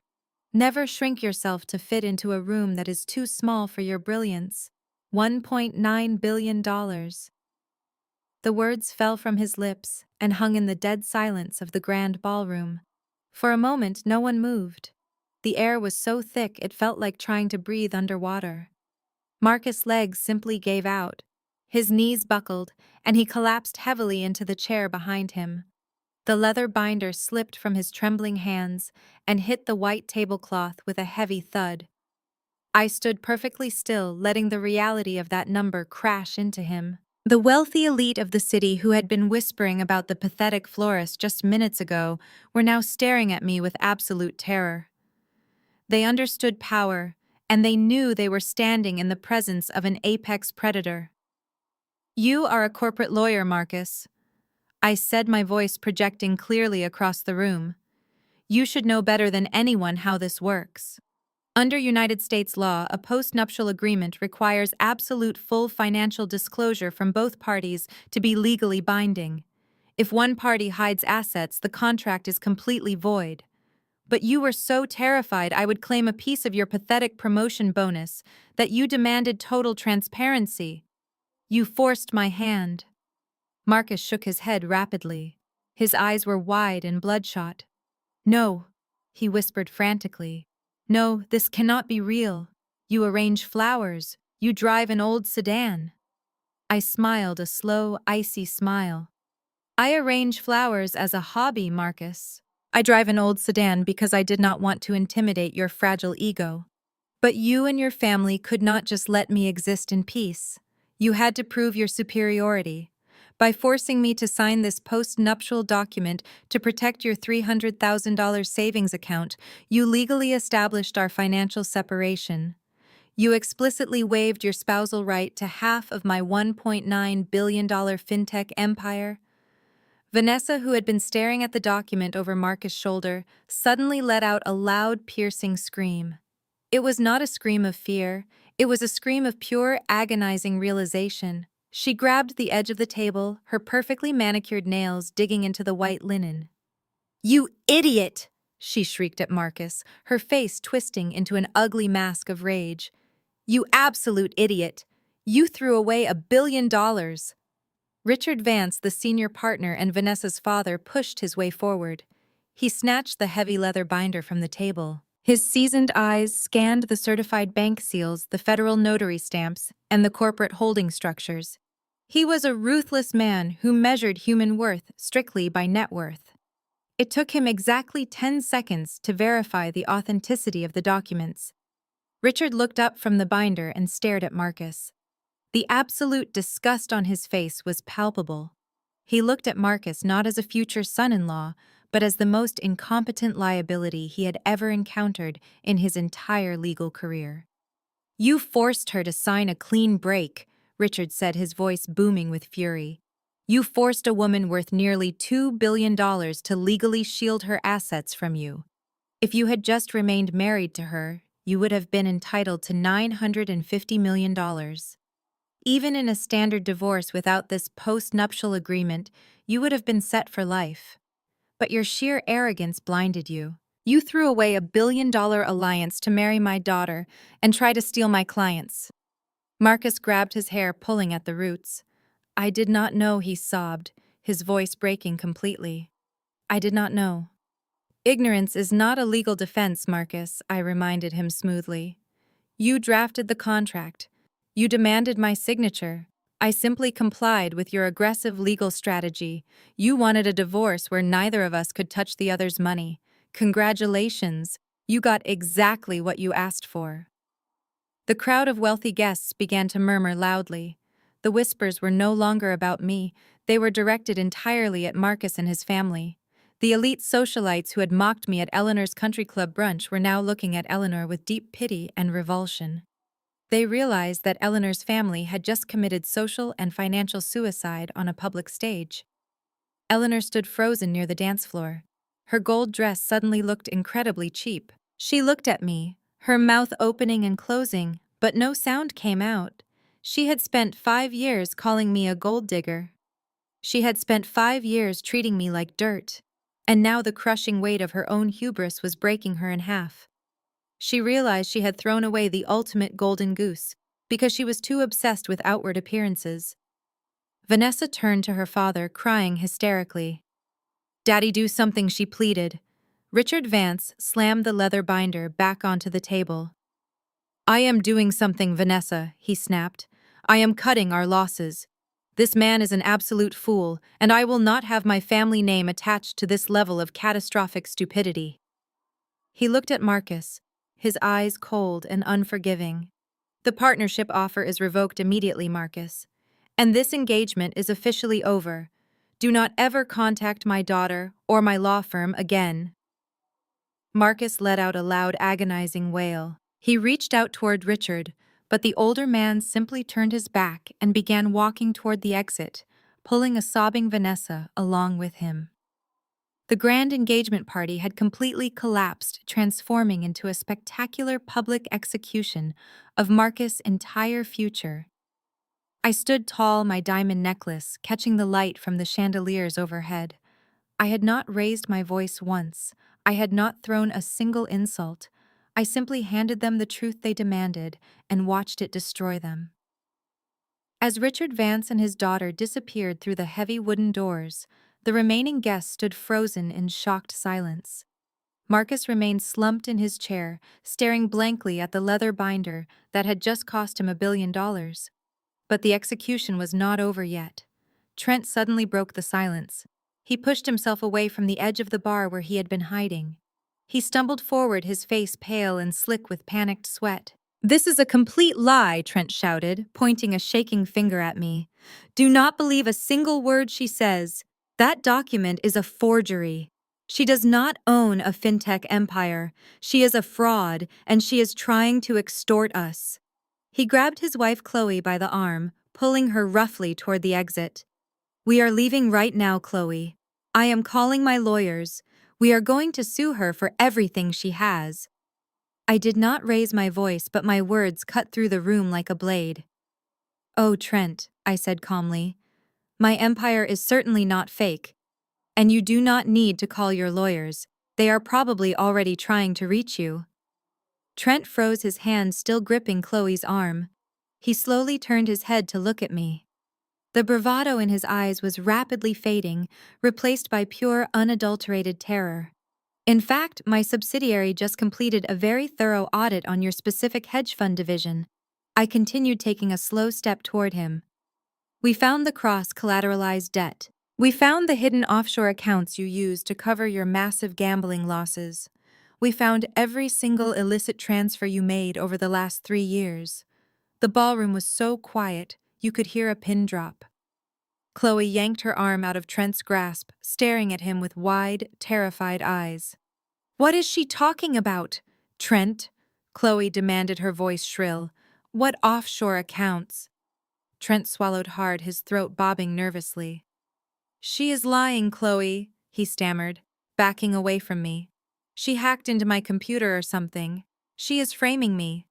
I smiled, a cold, humorless smile. "I did not need to frame you, Trent. You did a spectacular job of that all by yourself. Especially this afternoon." I turned my gaze toward Marcus, who was still sitting in a state of absolute shock. "Marcus," I said sharply, snapping his attention back to the present, "have you checked your personal savings account today?" Marcus blinked, his eyes unfocused. "My savings account," he repeated. "Yes," I replied. "The high-yield account where you deposited your massive signing bonus. The one Trent manages for you with full administrative access. I suggest you open your banking application right now." Marcus slowly reached into his tuxedo jacket and pulled out his phone. His hands were trembling so badly he dropped it once before finally unlocking the screen. The wealthy guests leaned in closer, eager to witness the next layer of the tragedy unfold. Marcus tapped the screen, opening his private banking portal. He stared at the digital numbers for a long moment. His face, which was already pale, turned a sickening shade of gray. His breath hitched in his throat. "Where did Marcus' $300,000 go, Trent?" I asked, my voice echoing in the grand room. "Did it go to the Cayman Islands to satisfy a desperate margin call?" Trent took another step backward, bumping into a tray of empty champagne glasses. It clattered loudly to the floor. "Marcus, I can explain," Trent pleaded, holding his hands up defensively. "It was just a temporary bridge loan. I was going to replace the funds tomorrow morning before you even noticed. The market just took an unexpected turn." Marcus slowly stood up from his chair. The crushing despair of losing $1 billion was eclipsed by the burning rage of being robbed by his own family. He dropped his phone onto the table. "You stole my money," Marcus growled, his voice dropping to a low, dangerous octave. "You arrogant thief. You stole everything I had left." Marcus lunged across the distance separating them. He tackled Trent to the ground, sending both of them crashing into the nearest dining table. White linen silverware and expensive floral arrangements showered over them. The two perfect men of Eleanor's pristine family began brawling on the floor like wild animals. They rolled wildly across the polished marble floor, destroying everything in their path. The elite socialites who had previously admired Trent's financial advice now backed away in sheer horror, pulling their expensive silk gowns clear of the growing pool of blood and shattered glass. Chloe sobbed uncontrollably against the wall, mourning the sudden death of her luxury. Eleanor crawled on the floor, trying to pull her son off her son-in-law. I stood perfectly still, watching their complete destruction unfold with absolute detachment, knowing I had finally won the long war against my abusers. Richard Vance did not wait for the brawling men to be separated. He turned his back on the pathetic scene and grabbed his daughter's arm. Vanessa was still sobbing. Her perfect makeup ruined her designer dress, stained with spilled champagne. "We are leaving right now, Vanessa," Richard commanded, his voice slicing through the chaos. "This family is a complete liability. I will not have my reputation destroyed by their incompetence." Vanessa stumbled as her father pulled her toward the grand exit. She looked back at Marcus, her eyes filled with a mixture of betrayal and absolute disgust. Marcus, hearing Richard's voice, scrambled off Trent and tried to run after them. "Richard, wait!" Marcus yelled, his face bruised and his tuxedo torn. "Please, I can explain everything, the partnership." Richard stopped at the doorway and turned around. His expression was as cold as a glacier. "There is no partnership, Marcus. You are officially terminated from my law firm, effective immediately. Security will box up your office. If you attempt to enter the building, you will be arrested for trespassing. Furthermore, since your brother-in-law's federal crimes may involve accounts managed by my firm, our legal team will be cooperating fully with the authorities against you. Do not ever speak to me or my daughter again." He turned and walked out, the heavy doors swinging shut behind them with a definitive thud. The sound echoed in the silent room, a death knell for Marcus's entire future. Marcus collapsed against the doorframe, sliding down to the floor. The golden boy, the junior partner, the man who thought he had outsmarted his wife, was now a broken, unemployed, and potentially indicted shell of his former self. Eleanor, seeing her son's complete destruction, let out a heart-wrenching wail. She scrambled across the floor, ignoring the broken glass, and spilled wine until she reached my feet.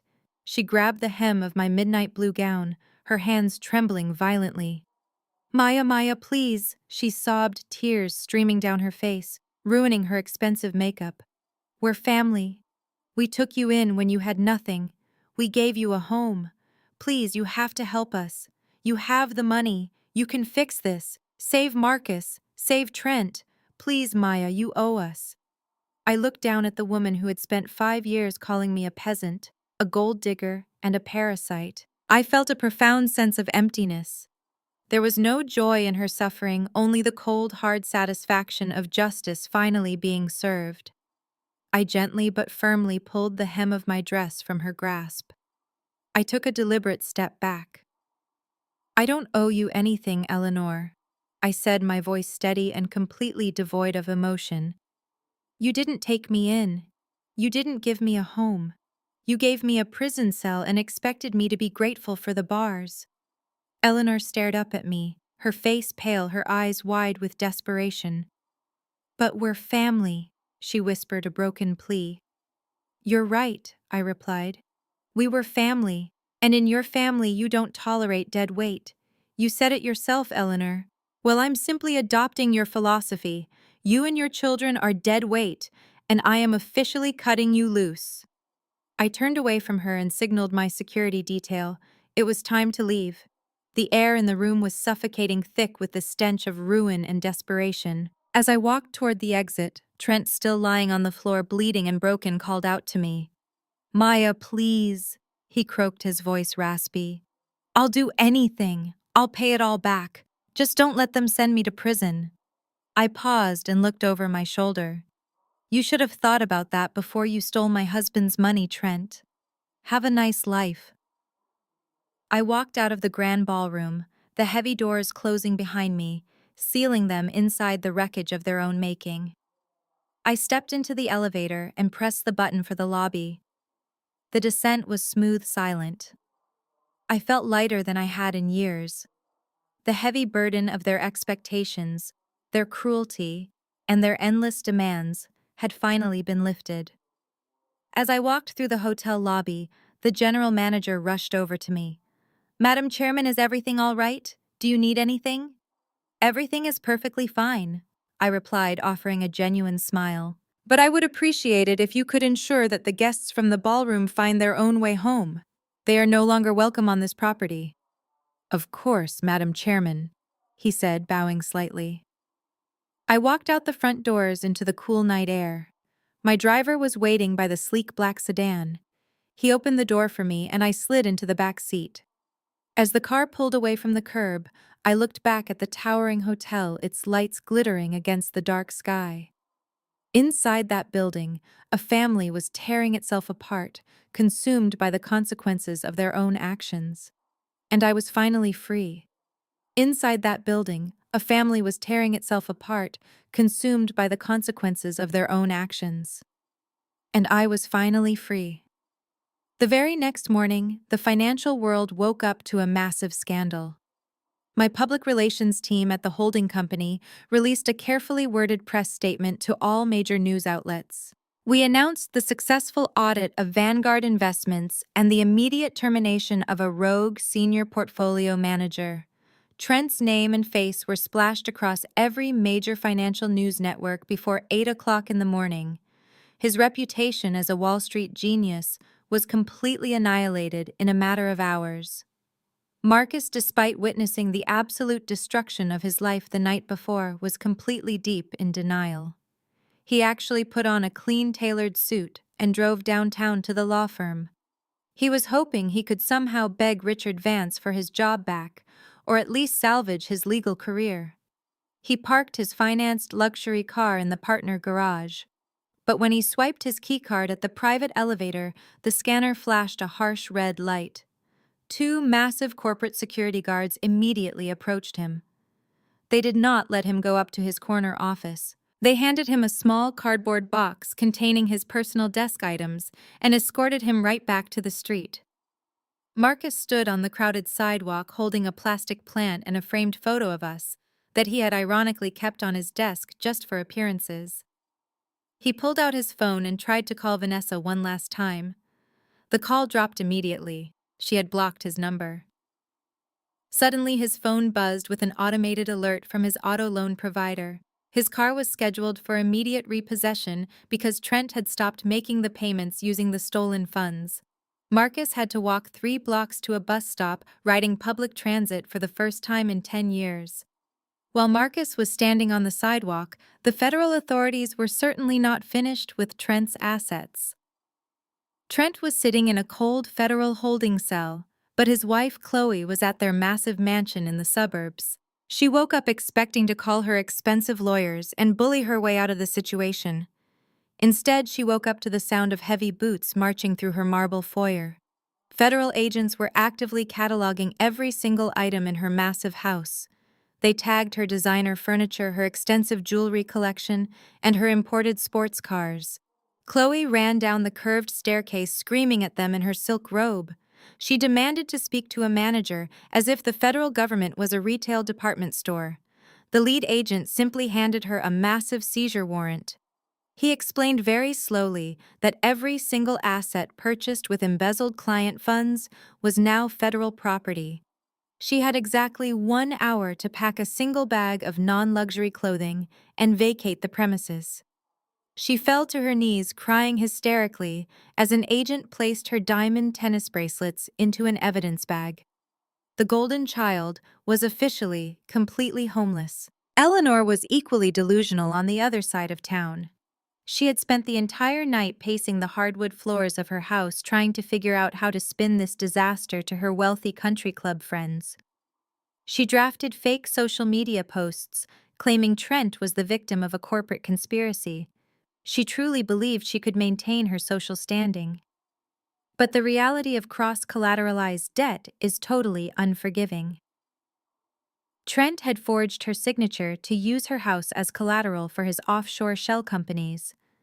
My bank had purchased that toxic debt entirely. Just before noon, my legal team executed the final foreclosure. A fleet of heavy-moving trucks pulled up to Eleanor's pristine driveway. The movers did not care about her precious antique vases or her delicate imported china.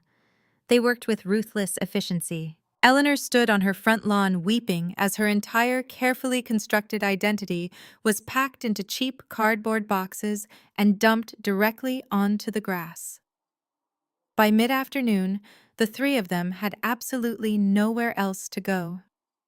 Marcus, Chloe, and Eleanor found themselves standing together on the sidewalk outside Eleanor's foreclosed home. They had no money, no credit cards, and no powerful friends to call. The wealthy socialites Eleanor had spent years impressing drove past them in their luxury vehicles, without even slowing down. The bitter isolation they had forced upon me for 5 long years was now their permanent, inescapable reality. I watched all of this unfold from the massive screen in my penthouse office. Evelyn handed me a fresh cup of green tea. "The transition is complete, madam," she said quietly. "Their assets have been fully liquidated, and the authorities have a watertight case for the trial." I took a slow sip of the warm tea and looked out over the sprawling city skyline. I did not feel angry anymore. The fire that had fueled my silent revenge had burned out completely, leaving behind a perfectly clear sky. They had demanded a post-nuptial agreement to protect their pathetic pennies. They had pushed me out to make room for their arrogance and greed. But in doing so, they had handed me the exact tools I needed to build my empire even higher. I closed the file on my desk. The game was finally over. The sun rose the next morning, casting a harsh, bright light on a city that had completely shifted on its axis overnight. Eleanor and Chloe had not slept a single wink. After the federal agent swarmed the engagement party and seized all of Trent's assets, the two women were left completely stranded at the luxury hotel. Their credit cards were immediately declined when they tried to book a room for the night. They were forced to endure the ultimate humiliation of calling a cheap rideshare service and spending the night in a rundown roadside motel on the outskirts of the city. Chloe sat on the edge of the lumpy motel bed, staring blankly at the peeling wallpaper. She was still wearing her ruined designer dress from the night before. Her husband was sitting in a federal holding cell, and her entire identity as a wealthy socialite had evaporated. Eleanor paced the stained carpet of the small room, muttering to herself. She was frantically trying to formulate a plan to salvage their reputation. She convinced herself that this was just a temporary setback. She reasoned that they still had the beautiful suburban house that Marcus and I used to share. In her mind, that house was their fortress. It was fully paid off and safely in Marcus' name. "Pack your things," Chloe Eleanor commanded, her voice cracking with forced authority. "We are not staying in this filthy room for another minute. We are going to Marcus' house. He needs us right now, and we can regroup there. We will hire a crisis management public relations team and spin this entire situation. We just need to get back to our own property." They ordered another cheap rideshare and endured the long, quiet drive back to the affluent suburbs. The neighborhood was peaceful and quiet as they pulled up to the familiar driveway. But as the car stopped, Eleanor felt a cold knot form in her stomach. There was a massive commercial moving truck parked directly in front of the house. 4 burly men in matching uniforms were walking out of the front door carrying heavy boxes and pieces of furniture. Eleanor scrambled out of the car before it even came to a complete stop. She marched up the driveway, her face turning bright red with absolute fury. "What do you think you are doing?" Eleanor shrieked, waving her arms frantically. "Put that down immediately. This is private property. You have absolutely no right to be inside this house. I am calling the police." The foreman of the moving crew, a tall man with a clipboard, stopped and looked at her. He did not look intimidated.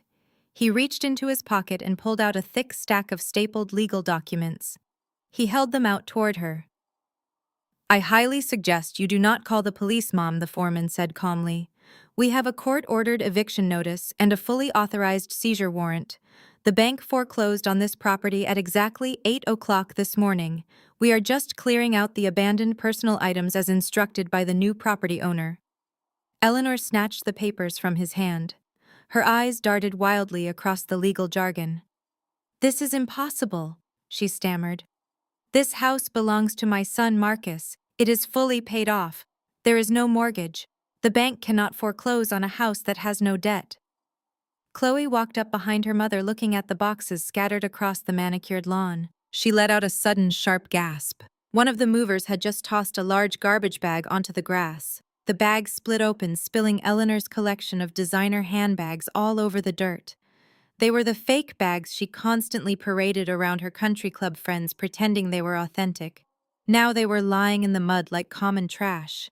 Before Eleanor could scream at the movers, again, a sleek black Rolls-Royce turned the corner and glided silently up to the curb. The heavy doors unlocked with a soft click. My private driver stepped out and opened the rear door for me. I stepped out onto the pavement. I was wearing a sharp-tailored white business suit that contrasted perfectly with the chaos unfolding on the lawn. I slowly walked up the driveway, the sound of my heels echoing in the quiet suburban street. Eleanor and Chloe turned to look at me, their faces twisting with a mixture of pure hatred and deep confusion. "Maya," Eleanor hissed, stepping forward. "Did you do this? Did you hire these thugs to terrorize us?" I stopped a few feet away from her and adjusted my sunglasses. "I did not hire thugs, Eleanor," I said, my voice perfectly smooth and detached. "I simply hired a reliable moving company to clear out my newly acquired real estate." "Your real estate?" Chloe yelled, her voice breaking.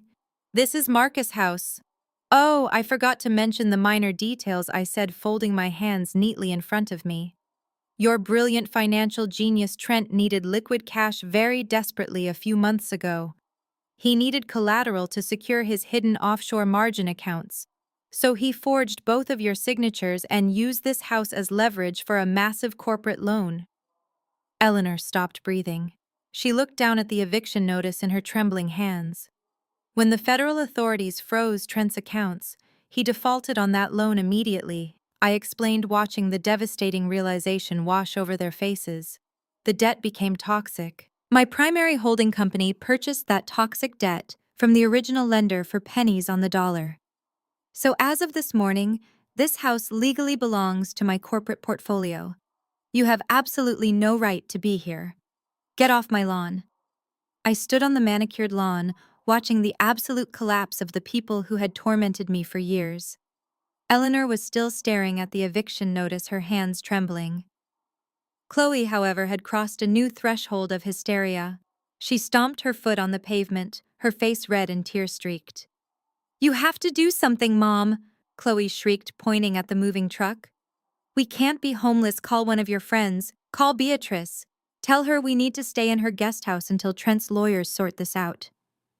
Eleanor looked up from the paper, her expression shifting from shock to a deep, dark realization. "Beatrice won't even answer my calls, Chloe. None of them will. We are toxic." "Well, give me some money then," Chloe demanded, holding out her hand as if expecting a weekly allowance.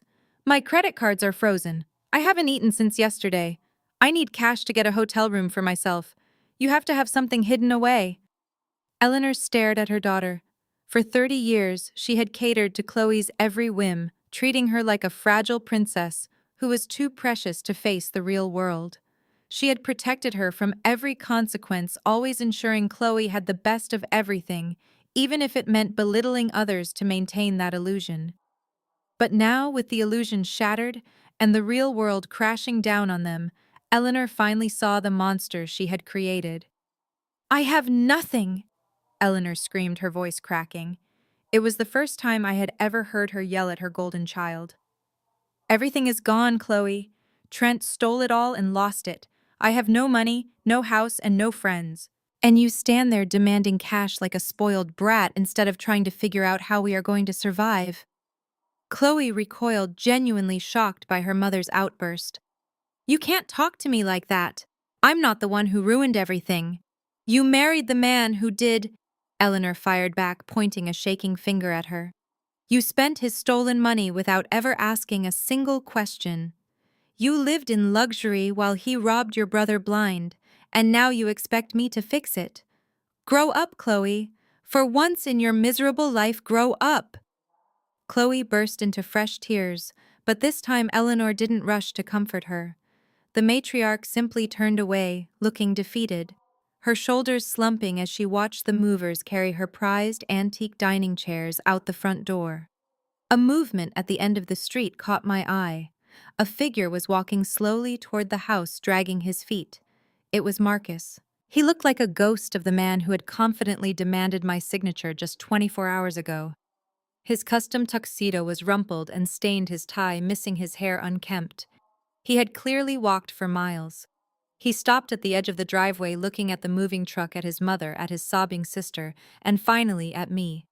The arrogant junior partner was gone. He looked broken, empty.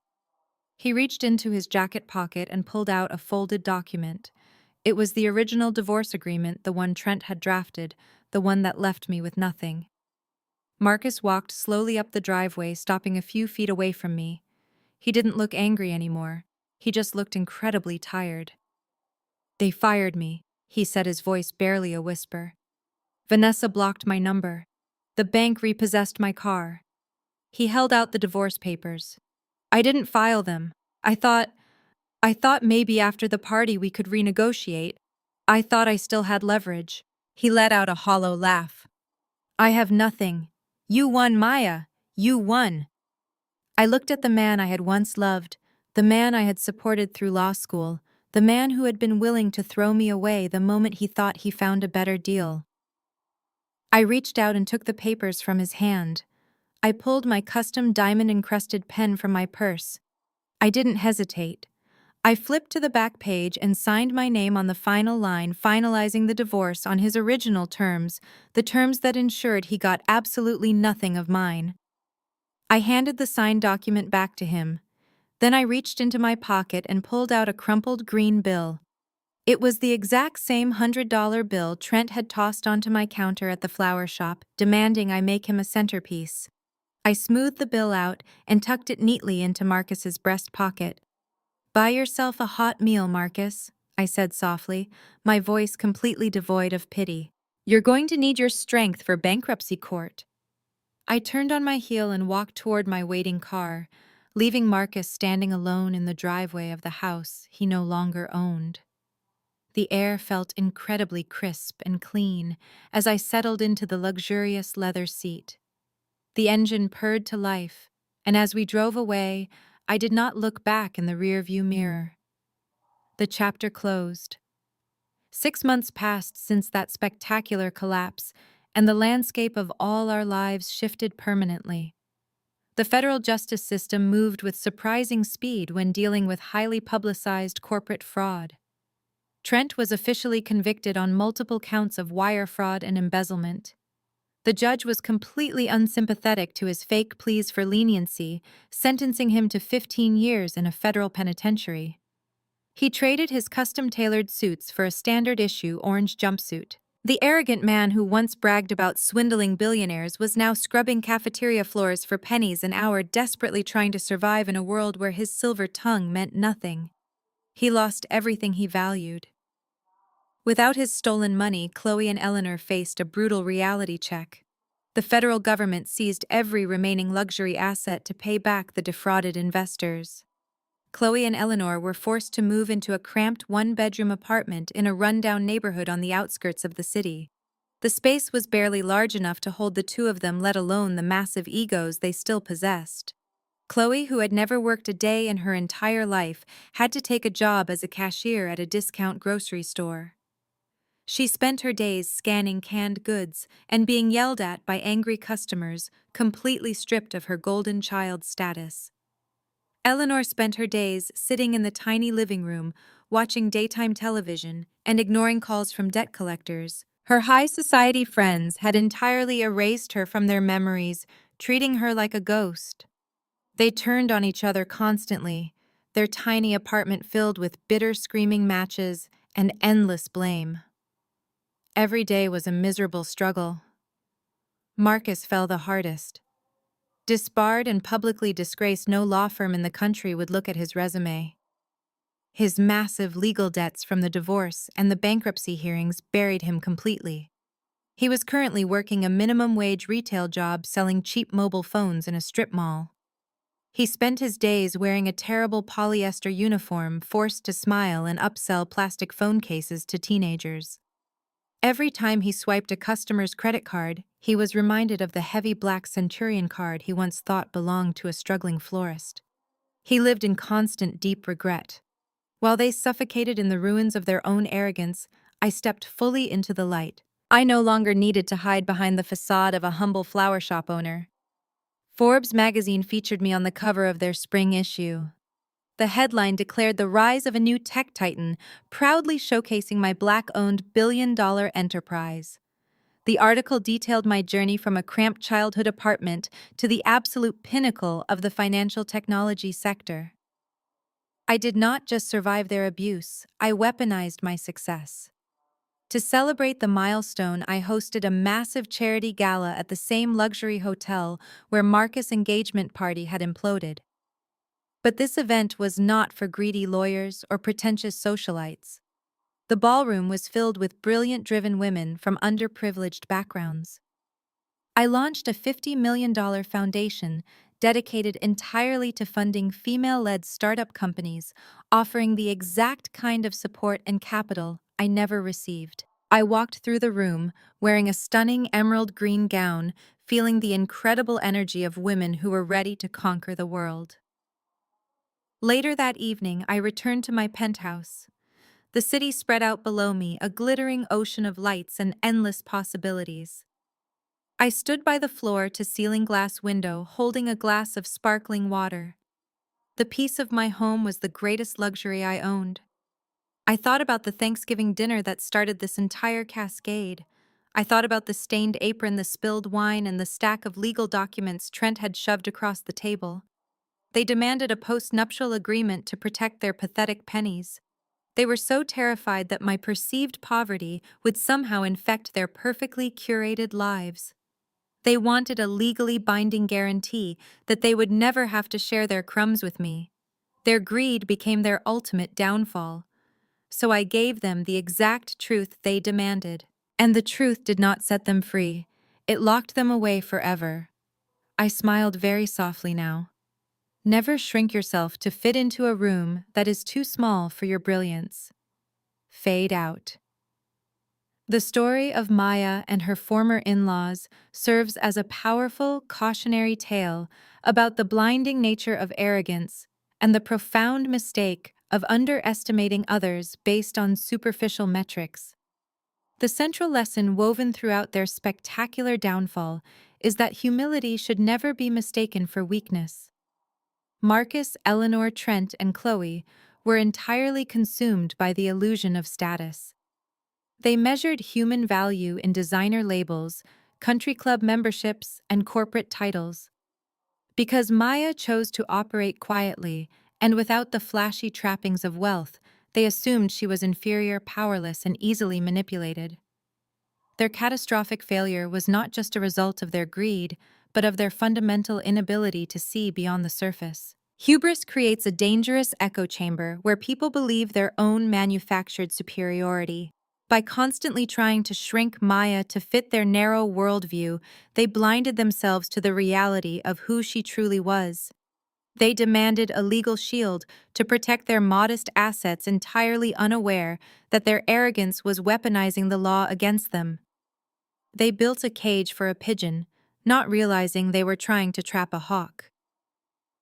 This narrative reminds us that true power does not need to announce itself loudly in a crowded room. Brilliance often works silently in the background, building empires, while ignorance boasts about pennies. When we judge others strictly by their outward circumstances or societal status, we expose our own vulnerabilities and limitations. We must learn to respect the quiet confidence of those around us, recognizing that the most formidable individuals rarely feel the need to prove their worth to small minds. Examine your own biases today and actively choose to treat every person you meet with the absolute respect their unseen potential deserves.